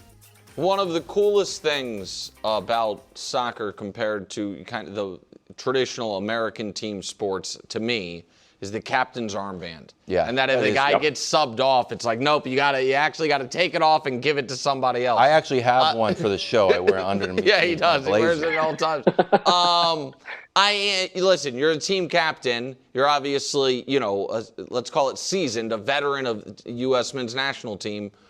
What additional pressure or responsibilities go along with being the captain of the team? Honestly, you're the way that the group is and the way that the team operates. It's more of like you're a figurehead, right? Yes, you wear the armband and your major responsibility on the field. Now you're the only one who can talk to the referee. That's a big change that they've made. But in terms of the extra pressure, I mean, I look at it as there's so many guys, so many young players, so many people who would love to be in that position of wearing the armband, representing their country, playing with the guys that I play with. That I don't look at it as extra pressure. It's more like, how can I help the guys around me be better each day? How can I help them along in their lives and their careers? And that's the way I kind of approach it. I try not to think about all the extras and the extra responsibilities. I'm the same with or without the armband. If someone else wants it and they want to give it to somebody else, then I'll be happy to stand right there next to them and help them out. What's it been like playing for Pochettino? And as the captain, do you deal with him more than the other players, or have other responsibilities with him, or not? Listen, it's been great. They've come in and they've really talked about this togetherness and being connected on and off the field, and that's something that we've really tried to do over the course of the last 2 years. And for me, in terms of what my role is, I'm more of like a liaison between the players and the staff, right? And we joke sometimes that I'm closer in age to the staff members than I am to some of the guys on our team, which is crazy to think about, but. I have a lot of different conversations, try to give the pulse of the team and how the guys are feeling and what the feeling in camps are like. But he speaks to everybody very, very much equally and wants to get to know guys on a personal level. So he understands how each of us operate, how each of us kind of what presses our buttons, what gets us motivated, what works and what doesn't. So I speak to him a little bit more, but not much more than any of the other guys. I read that your groin injury, that you're like almost are you totally 100% back up to speed? You're feeling good? Yeah, I'm great. Okay, good. I'm back training with the team, playing this weekend. So great. I'm flying. Is there anything that you have to do now that you're in your 30s? Specifically that you didn't do in your 20s that you have to worry about? I saw a video. I don't know if Charlotte posted it or if MLS or if U.S. World Cup posted it. Like, you started off and you're like, well, the first thing we do is you have to get your like hip flexor. I don't know. Is it just like the angle that you can move your hips or something? So, is there anything you're really focused on now that you're in your 30s? Yeah, so you saw a video of a day in the morning of a national team camp and going through our screening process in the morning. For me, it's all about you start at a younger age and creating habits, right, and creating this kind of what gets you prepped for each and every day. And as you grow and learn and understand and you get older, it takes more and more and more, and you start adding more and more things, but. The standard thing is make sure you're getting into the gym in the morning and not necessarily lifting, but doing activation exercises. You guys were talking about the soft tissue with Luka and what he's going through. These are all things that you have to get in the gym and activate and make sure that they're prepped and ready to go each and every day for training. And as you get older, you have to do it more and more and add more and more. And I think actually it's the reason that some guys are finally just they're finished with it. They're like, it's just too much. It's just too much for me. I don't feel like doing it anymore. But there's always things you can be working on. I don't think there's a day that goes by that any of us wake up and feel 100%. So there's always something to work on. Our friendly against Senegal is in Charlotte, where you're playing. Do you have an extra home pitch advantage? There's a sprinkler over here you guys don't know about, that soft spot. I wish we did. Because the stadium is turf, they're going to put grass over it. So all the sprinklers are in the corners off the pitch. So I wish we had an advantage. It'll be grass laid over the turf, and we just get on with it. There's definitely not going to be an advantage for any of us. I'll know that a little bit, the ins and outs of the stadium, and can help the guys get settled in quicker. But in terms of the field, I've got nothing for you. You know what? I think he does, but he's not sharing it. Singleese team here. All right, 36 days to the World Cup kicks off. 37 days till first USA match. Tim, best of luck. We're obviously all rooting for you. Thanks for making some time. Thanks, guys. Thanks for having me. Thanks, Tim. More first things first after the break. Is he better than Jason Tatum? Well, he certainly Jason Tatum didn't play. Well, when Micah Parsons, the guy who's on the screen right now? Are the Cowboys thrilled with the Micah trade? They're very optimistic now. They say they're happy with it. I like what they've done. Yeah. Meanwhile, Wemby had 12 blocks, 11 points, and according to Chris Finch, 3 goaltends. What are we expecting from Wembanyama tonight in Game 2? And finally, a fresh edition of Cool Stats. Some of the coolest stats you've ever seen. How wonky are these stats? Because I actually want them wonkier. Wonkier? Okay, well, one of them is philosophical in nature. Cool. Philosophical stat. Yeah, a philosophical stat. It makes you think about what it is we're watching. Like you could apply it to every game. Like reality? Like an existential exercise? Like, am I even watching? Like, you're not watching actual basketball. You're just watching light reflect off things. That's Are we watching basketball? Are we at a tipping point of something? Okay. In the sport? You don't have to dismiss it. I'm not dismissing it. I'm trying to deal with this idiot. You haven't worked with Wilds long enough to know that he is dying at all times to do an impersonation of a stoner. He is always, it's a club he doesn't get to hit very often. And if you open the door to him, he's going to start being like, yeah, man. I say past that. Yeah. He's always dying Wait till Cool Stats. And the Cool Stats guy, you know he's got good stuff. Yeah, see, I got the best stuff. OKC, just okay. They still won by 18. Marcus Smart didn't mince words post-game. Take a listen. JJ has been nice. We were, excuse me, suck was an understatement, right? We're going to go back. We're going to look at the film. We're going to individually look at the film of each other, collectively as a team, see what we did right, see the things we did wrong, and see the things that we can clean up on. That's the beauty about this team. They definitely make you work, and your attention to details is very important against this team, and we got to be better on that end. Okay, Danny, the backstory on this question. I feel like you want a little get back. Just a little. Against whom? To whom? To the Lakers? To the sports world, really, for saying that the Lakers were going to be swept by the Rockets. There's no getting that back. Dead wrong. You call for a team to be swept, and then they win the series. Right. Danny? It's like Knicks NBA's finals. Correct. You can't exactly get it back. Right. You can't. That is exactly right. You can't get it back. Is it too soon to talk sweep of the Lakers now? I predicted it before the series. I'm really interested in old Mr. LeBron Laker guy over here answering the question. They could be swept. But they always could have been swept. But do you think they will get swept? No. I don't think they will. I think that shocks. I think that I think the Lakers will probably win Game 3. Would be my guess. Really? Yeah, I think that's traditionally. I understand that in the playoffs, That's a series. Yeah, well, it's a series for a day. But how many series, Brew, have we seen where the better team wins the first 2 games easily? Game 3. Back, in the team up back against the wall. Austin Reeves can't miss. Right, and it's 2-1, and then we think for about 24 hours we're getting a series, and then Game 4, the better team goes, beat down to go up 3-1, and then the series ends in 5, typically in those circumstances. So yeah, I mean that is if you wanted me to answer, that's the beats of this series now the Lakers lost Game 1. Yeah. That's why I said I thought Game 1 was a must-win. That's how I think this will end up going.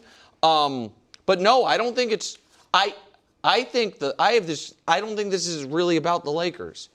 I think that, and I know Danny, I'm sure, has stats about this particular matchup, but I think, and tell me if I'm wrong, you would predict the Thunder to sweep every single team in the league that they played without their best player.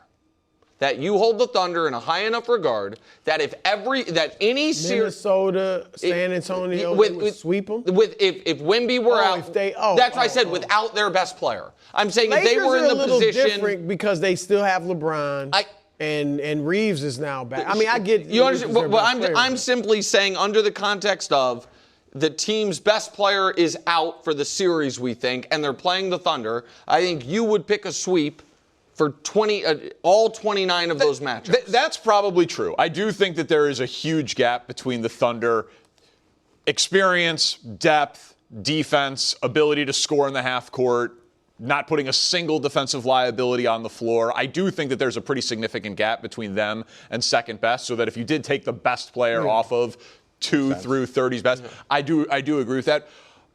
The Lakers in particular, they just, because they are undermanned, because this is a terrible athletic match, like the Thunder are so much younger, so much more athletic than them. They've now played 5 times. Some of the games have been without Luka, some of the games have been without SGA, some without Jaylen Williams. Like, we can go through all of the 5, but it is now through a 5-game sample size in a single season, arguably the biggest mismatch we've ever seen.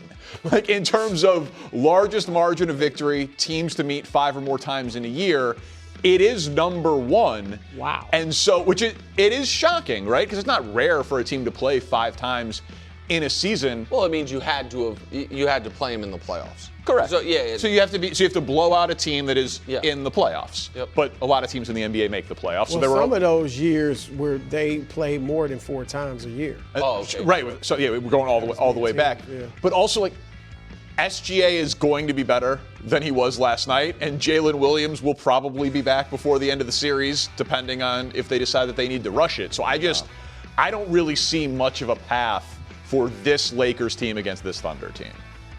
Yeah, look, I don't think I'm quite as confident as you or certain, I should say, as you that it'll be a sweep, but I think it'll be a sweep.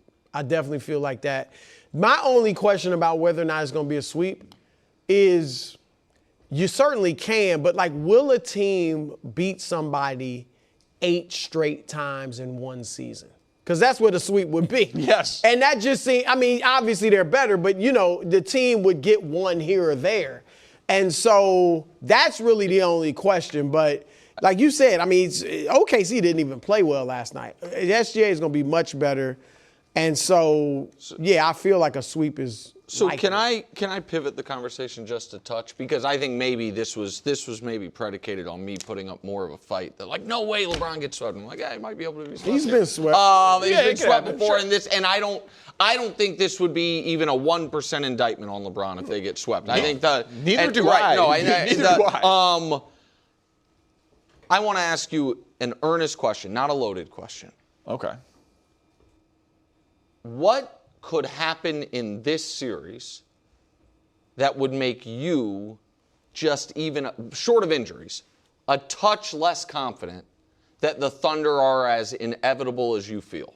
Because I think no matter who comes out of the other Western Conference side of the bracket, I will pick the Thunder every round. No question. And not only Barring pick them, but feel like they are not going to certainly you don't have them facing a Game 7, and I don't know if you'd have them facing a Game 6. I don't think there's any team in the East you'd have them facing a Game 6 against. No. So what could happen in this series that might make you be like, oh, wait, the Thunder aren't quite as good in the postseason as I anticipated they would be? If the series went 6... Okay, but 5 would not do it. I don't think 5 would do it. No, because it could go 5. The Luke Kennard game in round 1, like some sort of unconscious 3-point shooting game. We've talked about that variance. Like, I do believe we're going to see more Indiana Pacers-like stories in the playoffs. Brew, when you were covering the league, and when I was a kid, certainly, like, it was 1s and 2 seeds made it to the finals almost every year. I do think that Philly is really talented. They're a 7 seed. Minnesota's really talented. They're a 6 seed. 3-point variance lends itself to more upsets and teams getting hot. So I don't necessarily think that we're going to just see 1 seeds every year make it through. Just this team in particular, in this matchup, I would be pretty floored if they looked vulnerable, because I know they've had issues like the Pacers were better than everyone thought, took them to 7. Nuggets, Jokic, nobody had an answer for him. He was the best offensive player, and he always played well against the Thunder. And the year before that, they were the 1 seed, and they lost to Luka. They were the 1 seed, and they lost to Luka. They did. Everybody was so young. That Thunder team had no experience. Their only playoff series win at that point was a sweep of the Pelicans. Can I pitch an answer? Yeah. If J.J. Redick has found a way to slow down Shea. That's what I was looking for. And that doesn't exist. If you score in the teens, that doesn't exist. And the whistle. Well, if the whistle, I could see the playoff whistle go away. It definitely exists in the playoffs. Happens. It definitely. I don't know if Christina, just real quick, if we can show it. The fact that 0 of the last 140 regular season games he's been held under 20, and 4 of the last 28 postseason games been held under 20 means there is the whistle plus a bunch of other things. He's not quite as sure of a thing. So what you said is what I thought you might go to, which is not that I don't think J.J. Redick can figure out a way to slow Shea down that actually really matters for this series. But I do think that somebody else, that if a Minnesota or San Antonio with those athletes and that depth says, oh, that makes their league MVP go from here to there, and a better shot blocker. That makes them vulnerable in a different matchup. That's what I thought you might say. I mean, listen, even with knowing that has happened to him in the playoffs, they won the title, and you and I disagree on this. I don't know where you guys go. I think this Thunder team is better than last year's Thunder team. Yeah, I think they are deeper, and Chet has taken a significant leap. Yep. Quickly, what do you make of the Spurs' dominance of them in the regular season? I want to see if it translates to the postseason. But right now you don't put much into it. No, I do not. Okay. It was 4 out of 5. OKC was healthy for the majority of them, but not all of them. And at the beginning, I think they took Wemby was playing part-time. Right, and I think they took him a little lightly early. I need to see that in the playoffs before I put too much. But I think that's the most interesting part of this series, unless the Lakers shock them in Game 2. Is JJ going to lay out a bit of a blueprint that a more talented, younger, more athletic team can then seize upon? Because Shea was easily getting out of those double teams. I think that's an interesting it'd be a little more wrinkle difficult. to it. The whistle is the noise around the whistle, no pun intended, is starting to get so loud that it's reaching the referees union. Yes. Or in the league office. I think he'll have double-digit free throw attempts and 30 points in the next game. The thing is, he may have to do a mental adjustment where I'm not looking for the foul, which he can do, and put up 30 with 5 free throw attempts. Right. I mean, because he's that good in the mid-range. All right, 5 minutes on the Cavs before we get to cool stats. Sorry, Perkins. It's okay. Your finals pick is down 1-0. James Harden had 7 turnovers. Too many. Here he was after the game. You look within first, and you look at my turnovers, and a lot of them were just on me, and nothing they did. So, which led to I don't even know how many transition points they had, but it was way too many. And I mean, if I had to put my print on one thing on the game, that's the game right there. All right, are you concerned, Parkins? Yeah, I mean, Harden needs to be better. Who could have seen this coming? He needs to be better. Why would he be? I don't think this is entirely his fault, if I'm being honest with you. Why not? He just said it was. I know he did. And this is maybe a little bit more X's and O's basketball, but the other guys are not doing their job around him. The best version of Harden is when you can space the floor with shooters so he can drive. But the Cavs need to put their bigs on the floor because that's how their roster is constructed. You got to have the big four out there. Two of the big four are bigs. Two of the big four are bigs. And they're not great shooters, so the Pistons are clogging the paint and making it difficult on him. And so he's going to turn the ball over. But he does this even when he had guys spread around him. Okay, but I do think that how Toronto and Detroit play, packing it in, physical, big team, are tougher matchups for him. Donovan Mitchell is the guy who is supposed to be the guy on the Cavs. James Harden is supposed to be the changeup. He's not supposed to be the fastball. He's not supposed to be the engine of this thing. And last night Donovan took 19 field goal attempts, one of them in the restricted area. One of them. He has to get to the rim. He has to dunk. His free throw numbers last night, and I know you talked about them earlier, but it is now a trend in these playoffs, 2 or fewer free throw attempts in 6 of his 8 playoff games. He did that in 16 of 70 regular season games. Yeah. He's not attacking. So Harden is being asked to do Donovan Mitchell's job. And that is not how this thing is going to work. Okay, hold on. I am not going to allow this. What do you mean? That is No. You're right. Donovan hasn't been good. I agree with you. But the whole reason Cavs are still going to win. We'll see. Yeah, still gonna but the entire reason the Cavs became a big part of this show was your certitude that Darius Garland in the playoffs was one thing and James Harden in the playoffs was another thing. Yes. And that James Harden would be the final piece for a Cavs team that now all of a sudden you're like, well, actually Harden's style doesn't really work great when you have 2 non-shooting It's not working bigs. as well as it should. But you want... It may have thrown off Donovan. That's the other piece of it. It was this idea that Darius Garland is this just playoff albatross. Right. Luckily, St. Harden's coming in, and now Did Harden look scared last night in the fourth quarter? No, it's game one. Of course, game one. Okay, but other guys look straight up timid. Brew, you're flirting with the word soft, finesse, timid, whatever. I said, Harden kept Jared coming. Allen. No, he did keep coming, but it's like Nick said, it's game one. Here, the other thing, game 6 and 7. What did Harden do in the last round? Yes. He turned the ball over. He shot 36% in game 6, 33% in game 7, 2 for 9 from 3, and as it combined in those games, and as you said, a plethora of turnovers. It's 5.5 turnovers a game. It's too many. Yeah. It's too many. On this show, you can change your pick. It's shameful, but you can. You can do it.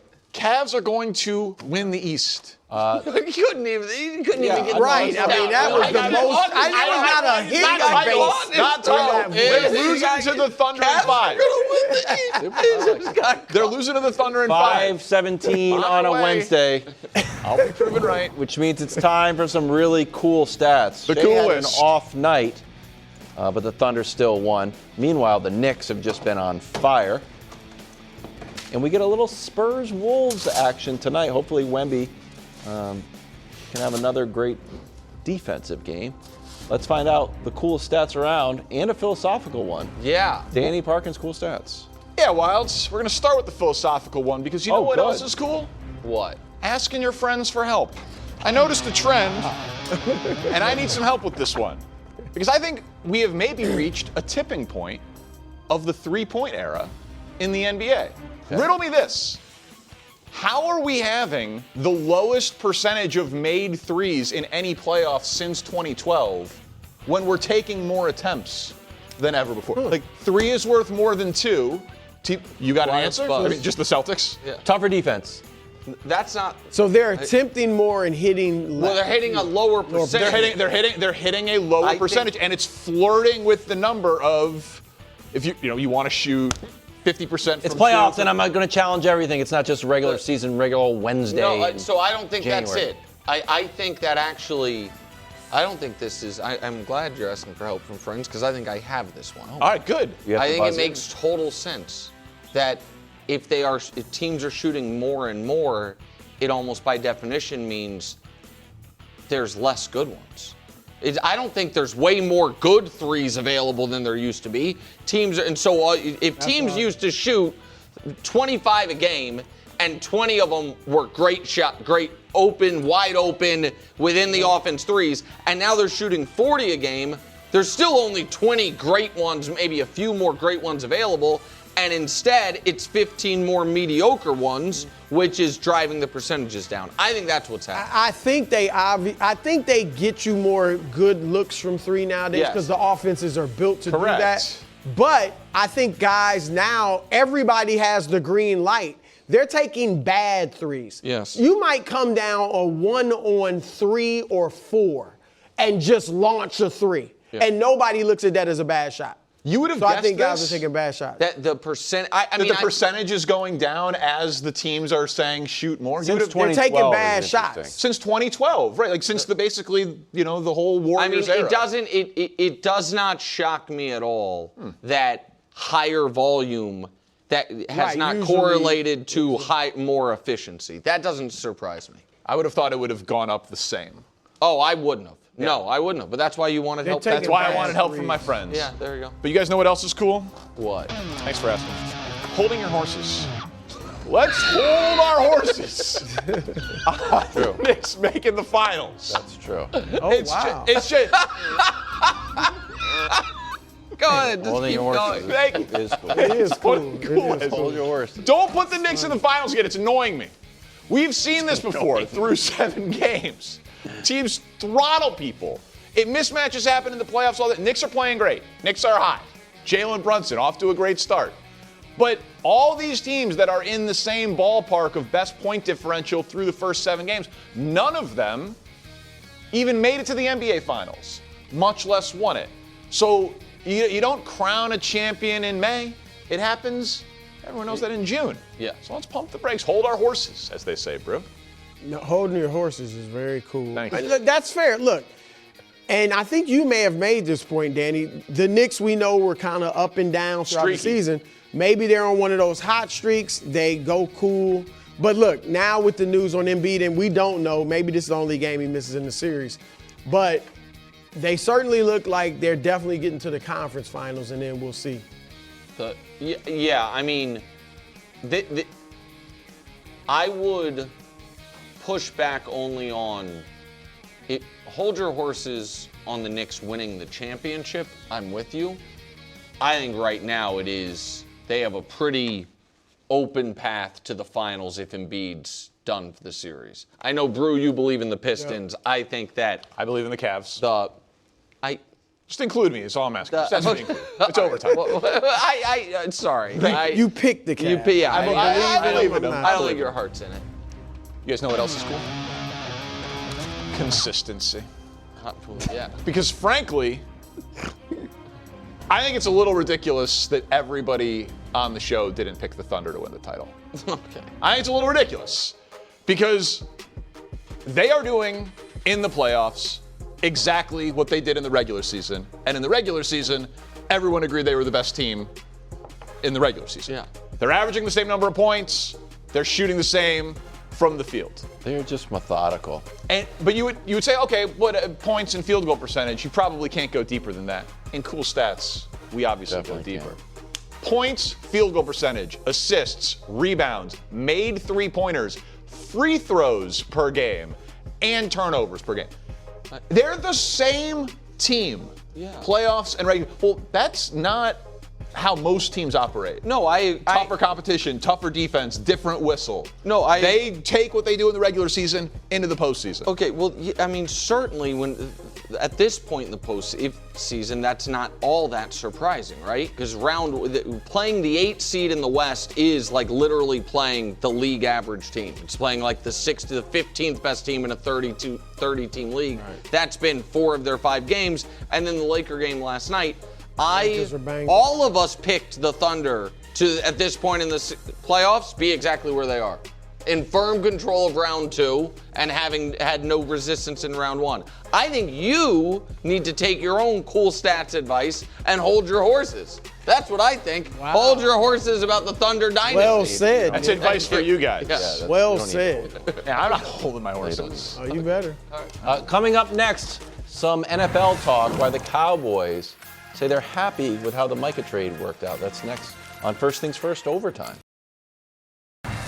Welcome back. We got Coach Mangini out here with us now. Let's go to Dallas, Coach, home of the biggest trade of 2025 that sent Micah Parsons to the Packers for 2 first-round picks and Kenny Clark.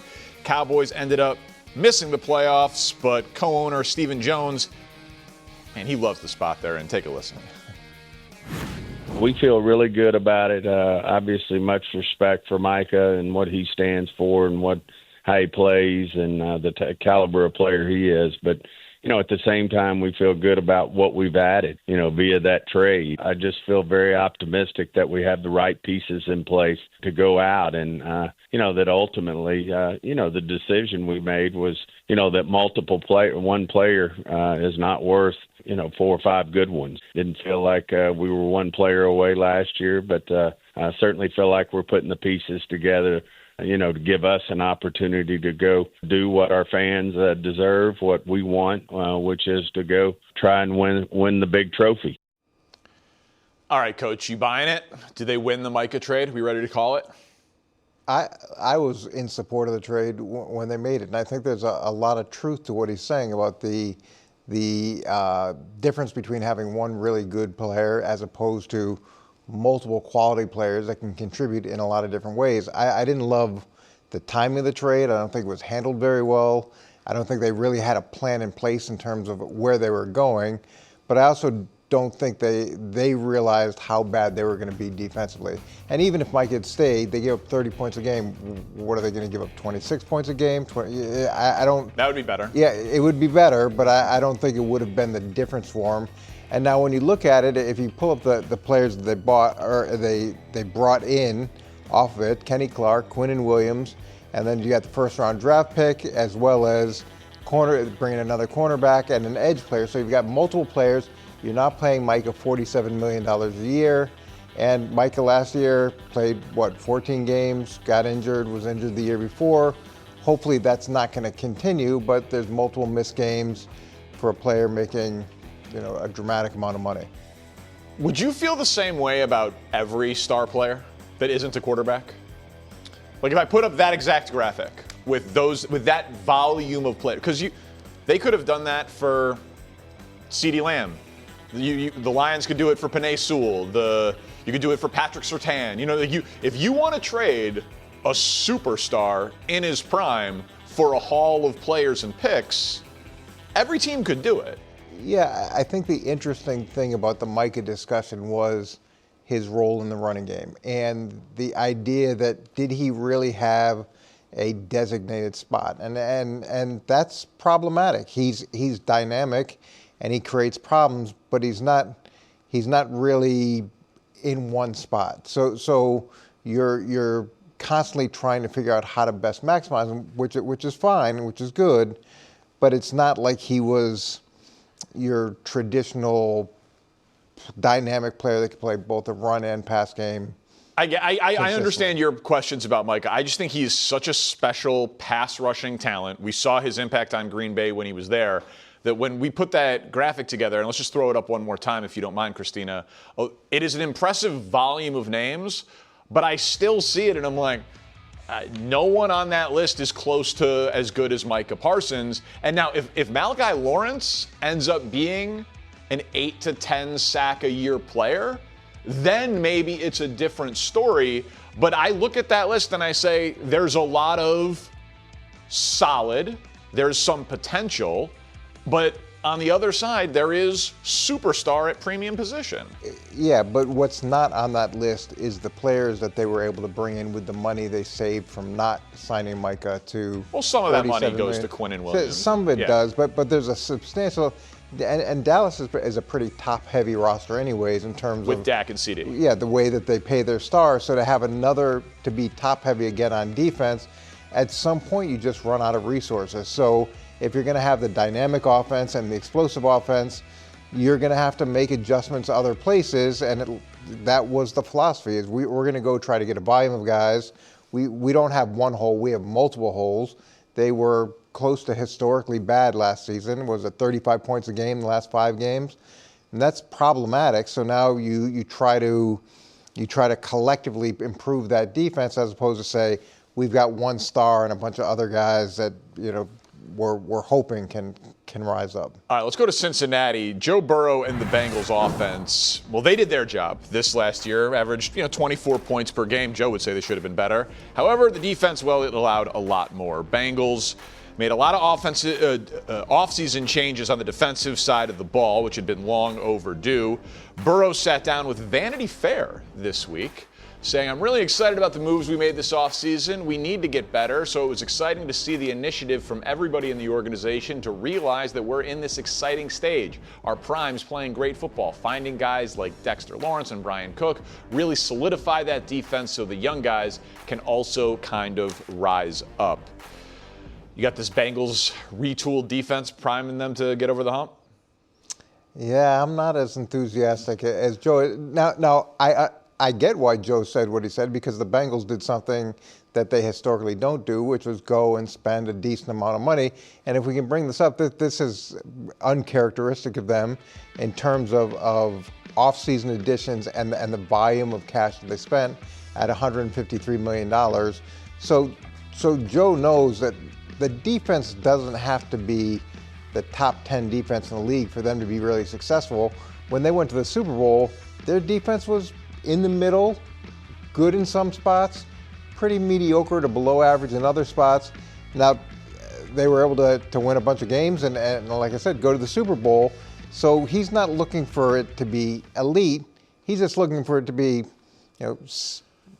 moderately better. Right, you and I are on the same page than last year. Joe Burrow got what he wanted with T. Higgins being retained. Yes. Right, like that, he wanted that. He can't. They were obviously always going to pay Jamar Chase, top 3 receiver in the game, who they drafted and developed. He was always going to be paid.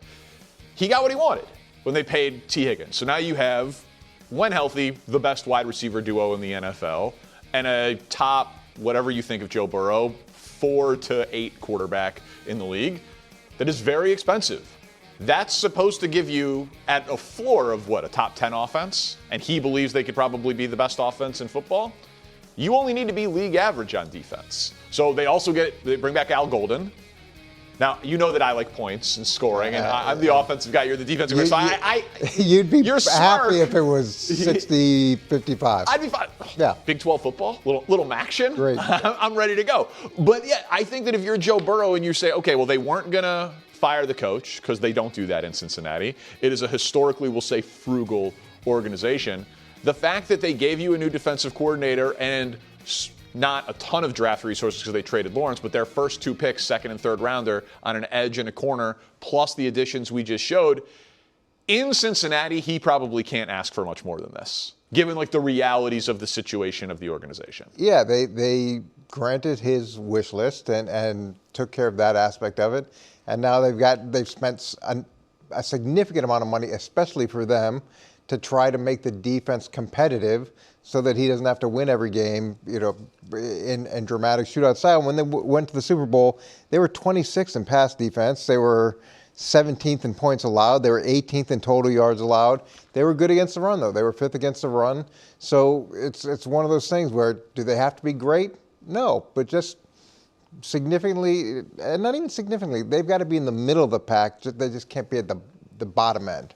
It's like the old saying, offense wins championships. Yeah, everybody says that. That's what everybody says, right? It's very popular. You're on my side on this. Coming up, Rachel Nichols will join the show to talk all things NBA playoffs and if Wemby is going to bounce back on the offensive side of the court. Coming up, first things first. Welcome back to the OT. Let's talk some hoops, starting with the Thunder and their win over the Lakers. They won by 18, barely a cover. They were favored by 15.5 points. Felt like, though, they could have named their number. SGA only had 18. Head coach Mark Daigneault on the workmanlike win for the Thunder. We could have been better.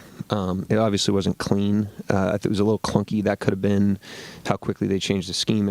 I thought we were a little fast to begin the game anyways. That might have just been the layoff. We just haven't played a game in 8 days. So that's some of it. But I told the team, and I feel this way, you can't be greedy with a playoff win, and that was not a perfect game. There's a lot of playoff games that are not perfect. The other team's trying their best to squeeze you and make you very uncomfortable.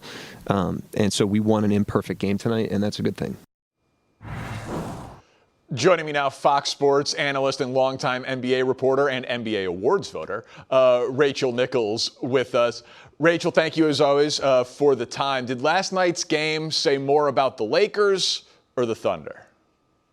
Honestly, I learned absolutely nothing from last night's game, and I assume you didn't either, because let's be honest, we knew going in that the Thunder were the much better team, even with Luka, and that the Lakers were playing without Luka. We knew LeBron has been on a good run this playoffs, and he played extremely well, considering he was the only real bright spot in that Lakers offense. We knew that without Luka, the Lakers really didn't have a chance in this series, and that's exactly what happened. And we also knew that the Thunder are so deep that even when Shai Gilgeous-Alexander is having an off night, which you could certainly say he was, it doesn't matter, right? So this is exactly what we expected. You said the line was 15. They beat it by, they beat the Lakers by 18. Seems like pretty much what the odds makers expected. I think, unfortunately, for NBA ratings and for people who are fans of the LA Lakers, this is how this series is going to go. I'm not sure we can expect to see much change from A, what we expected, and B, what we saw last night. And I don't know if you saw, Danny, Luka spoke this morning for the first time since he injured that the calf hamstring, whatever we're calling it officially.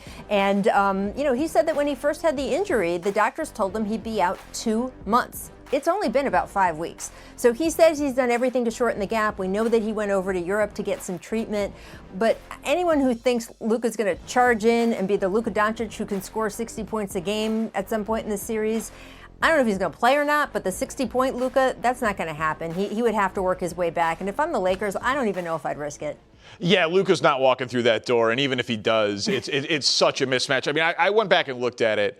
They lost to this team, the Lakers did. They lost by 29 early in the year with no LeBron. Then they lost by 9 without Luka, but the Thunder didn't have SGA. Lost by 43 with Luka, LeBron, and Reeves when they all played, but that was the game when Luka hurt his hamstring. Lost by 36 after that. Lost by 18. It's not a fair fight.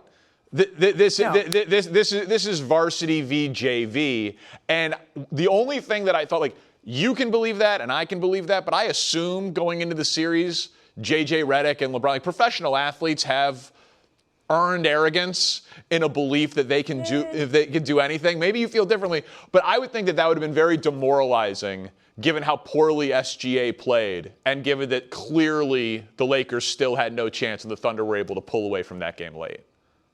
I'm sure it was a little demoralizing just to experience it, but I think JJ and LeBron have both been around long enough. They knew exactly what they were getting into. And you know how you can tell? Because JJ, prior to this game in his pregame press conference, talked about just how historically good that this Thunder team was. He started comparing them to the Bulls dynasty and the Warriors dynasty and, the Shaq, Kobe Lakers dynasty. And when you're doing that, you are setting expectations. So I think that both of those guys went into this game knowing exactly what was going to happen, just like I knew what was going to happen, just like you, Danny. I've seen you on the show the last couple days, knew what was going to happen here. Oh, thank you for watching.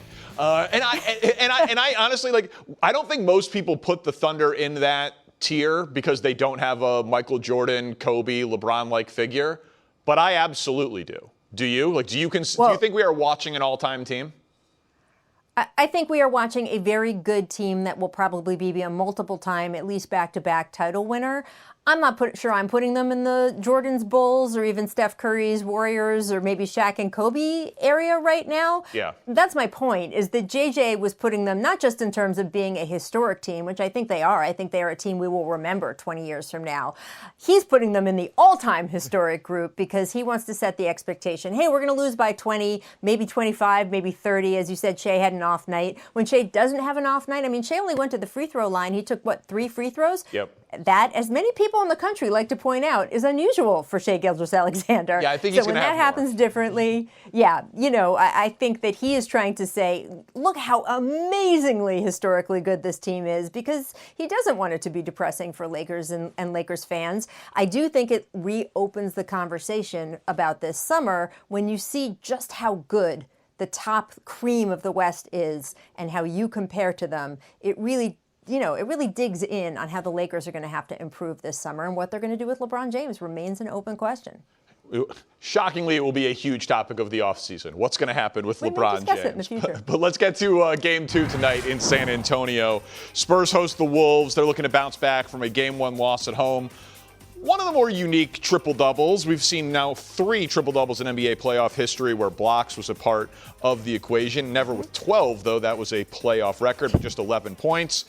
All right, more pivotal for Wemby, his defense or his offense tonight in Game 2? Well, yeah, I mean, improving his offense is more pivotal. Obviously, if he doesn't set the tone and put in that effort defensively, then the Spurs aren't going anywhere. But offensively, he does have to be more a part of the equation. And look, we saw the Minnesota Timberwolves do what has been the only thing that a few teams have been able to do against Wemby this season, and that is just really get up under him defensively, get into his hip, get into his chest. And what that does is that, really reduces that lethal first step that he is able to have, because when he takes a first step, it goes, he basically gets the basket on it. So that is why that works so well. And not every team is athletic enough, frankly, or as many good defenders to do it. And the Wolves can do it. So you saw Wemby get discombobulated there. Not only does it actually take away some of his physical advantage, it messed with his head a little bit. And that's what I want to see tonight. I want to know whether he was able to sit down with the film and really be able to parse what was happening, and if we see an improvement tonight.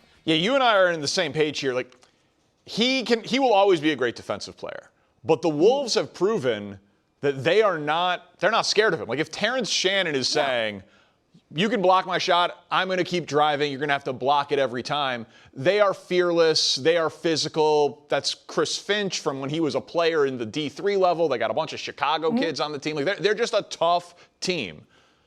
But Wemby can demoralize you on the offensive end too. And that's what can he put up 30 on Gobert? Can he just dunk on people? Can he get physical back with them? It's a fascinating challenge because he is more slender, because he hasn't played this many minutes, because it is his first trip to the playoffs. He was as demoralizing as a human being could possibly be on defense, and it didn't ultimately matter. So I am very interested to see, because we've seen it from Wemby at times this year. Like, it wouldn't shock me at all if he took the first 5 shots of the game. Like, I expect him to come out hyper aggressive on the offensive end. Yeah, and by the way, it's not just up to him. You mentioned Chris Finch. Chris Finch coached better last game than Mitch Johnson. He did. Yes. He outcoached him. And Chris Finch has been here more. I mean, this is Mitch Johnson's first full year as the Spurs coach. So it's up to the Spurs coaching staff, and Greg Popovich is still in that brain trust, to come up with ways for Victor to be better offensively. It's also up to De'Aaron Fox. I mean, they got him to be the closer for this team. And this team, that game 1 came down to the last minute, and De'Aaron Fox was not a factor there. So I think a lot of people have to contribute to making Victor specifically and then the whole team better offensively. I think we'll see that. But that defensive sort of way, he has the presence, and then the Wolves just kept coming. That's another Chris Finch thing. And that shows the experience of this team, too. Been to the conference finals the last 2 years. This is a tough, gritty team. As you said, they kept coming after they had their shots blocked. We haven't seen teams do that as much. The Wolves scored 52 points in the paint in Game 1. You do not expect that when you were playing against Victor Wembanyama, and that shows exactly what you're talking about. They're not scared, and the game plan was to keep coming, and that's what I'm interested to see if they can stop defensively tonight if you're on the Spurs side, because you can't have that second, third, opportunity there. I'm kind of surprised the odds makers have this as a 9.5-point favorite for the Spurs. I don't know that I see the Timberwolves getting blown out of this game, so we will watch that. Obviously, another Game 2 tonight. Tough injury news for Joel Embiid. Maybe the Knicks keep rolling. We talk about it next on the OT. All right, back here on the OT. Joel Embiid has been ruled out for Game 2 with hip and ankle injuries, ballooning the Knicks to now a double-digit favorite in the game. Of course, the Knicks are rolling. A cool 39-point victory in Game 1. No one in the NBA hotter than the Knicks right now, Rachel. Are you expecting another blowout in Game 2? Look, we saw the Sixers beat the Boston Celtics, the vaunted, we're supposed to win the East, Boston Celtics, in Game 2 of that series without Joel Embiid. So it's possible. I mean, this is a team who took a first-round matchup when they weren't supposed to even get a game or two off of the Celtics and won with their 2 exceptional young backcourt players. So we could see that happen tonight. That being said, the Knicks obviously have the advantage matchup-wise in this one. Karl Anthony Towns with no Joel Embiid to defend him. without Joel Embiid to get him in foul trouble, which we saw early in Game 1. I think that is really going to be a factor, but I wouldn't give the Sixers no chance here because Tyrese Maxey was very tentative at the beginning of Game 1, and I don't expect him to be that way tonight. Yeah, the Knicks don't have much of an answer for Maxey, and I'm not sure the Sixers have much of an answer for how hot the Knicks are right now. Rachel, thank you very much for joining us on First Things First. Enjoy the games. We're back tomorrow on the OT.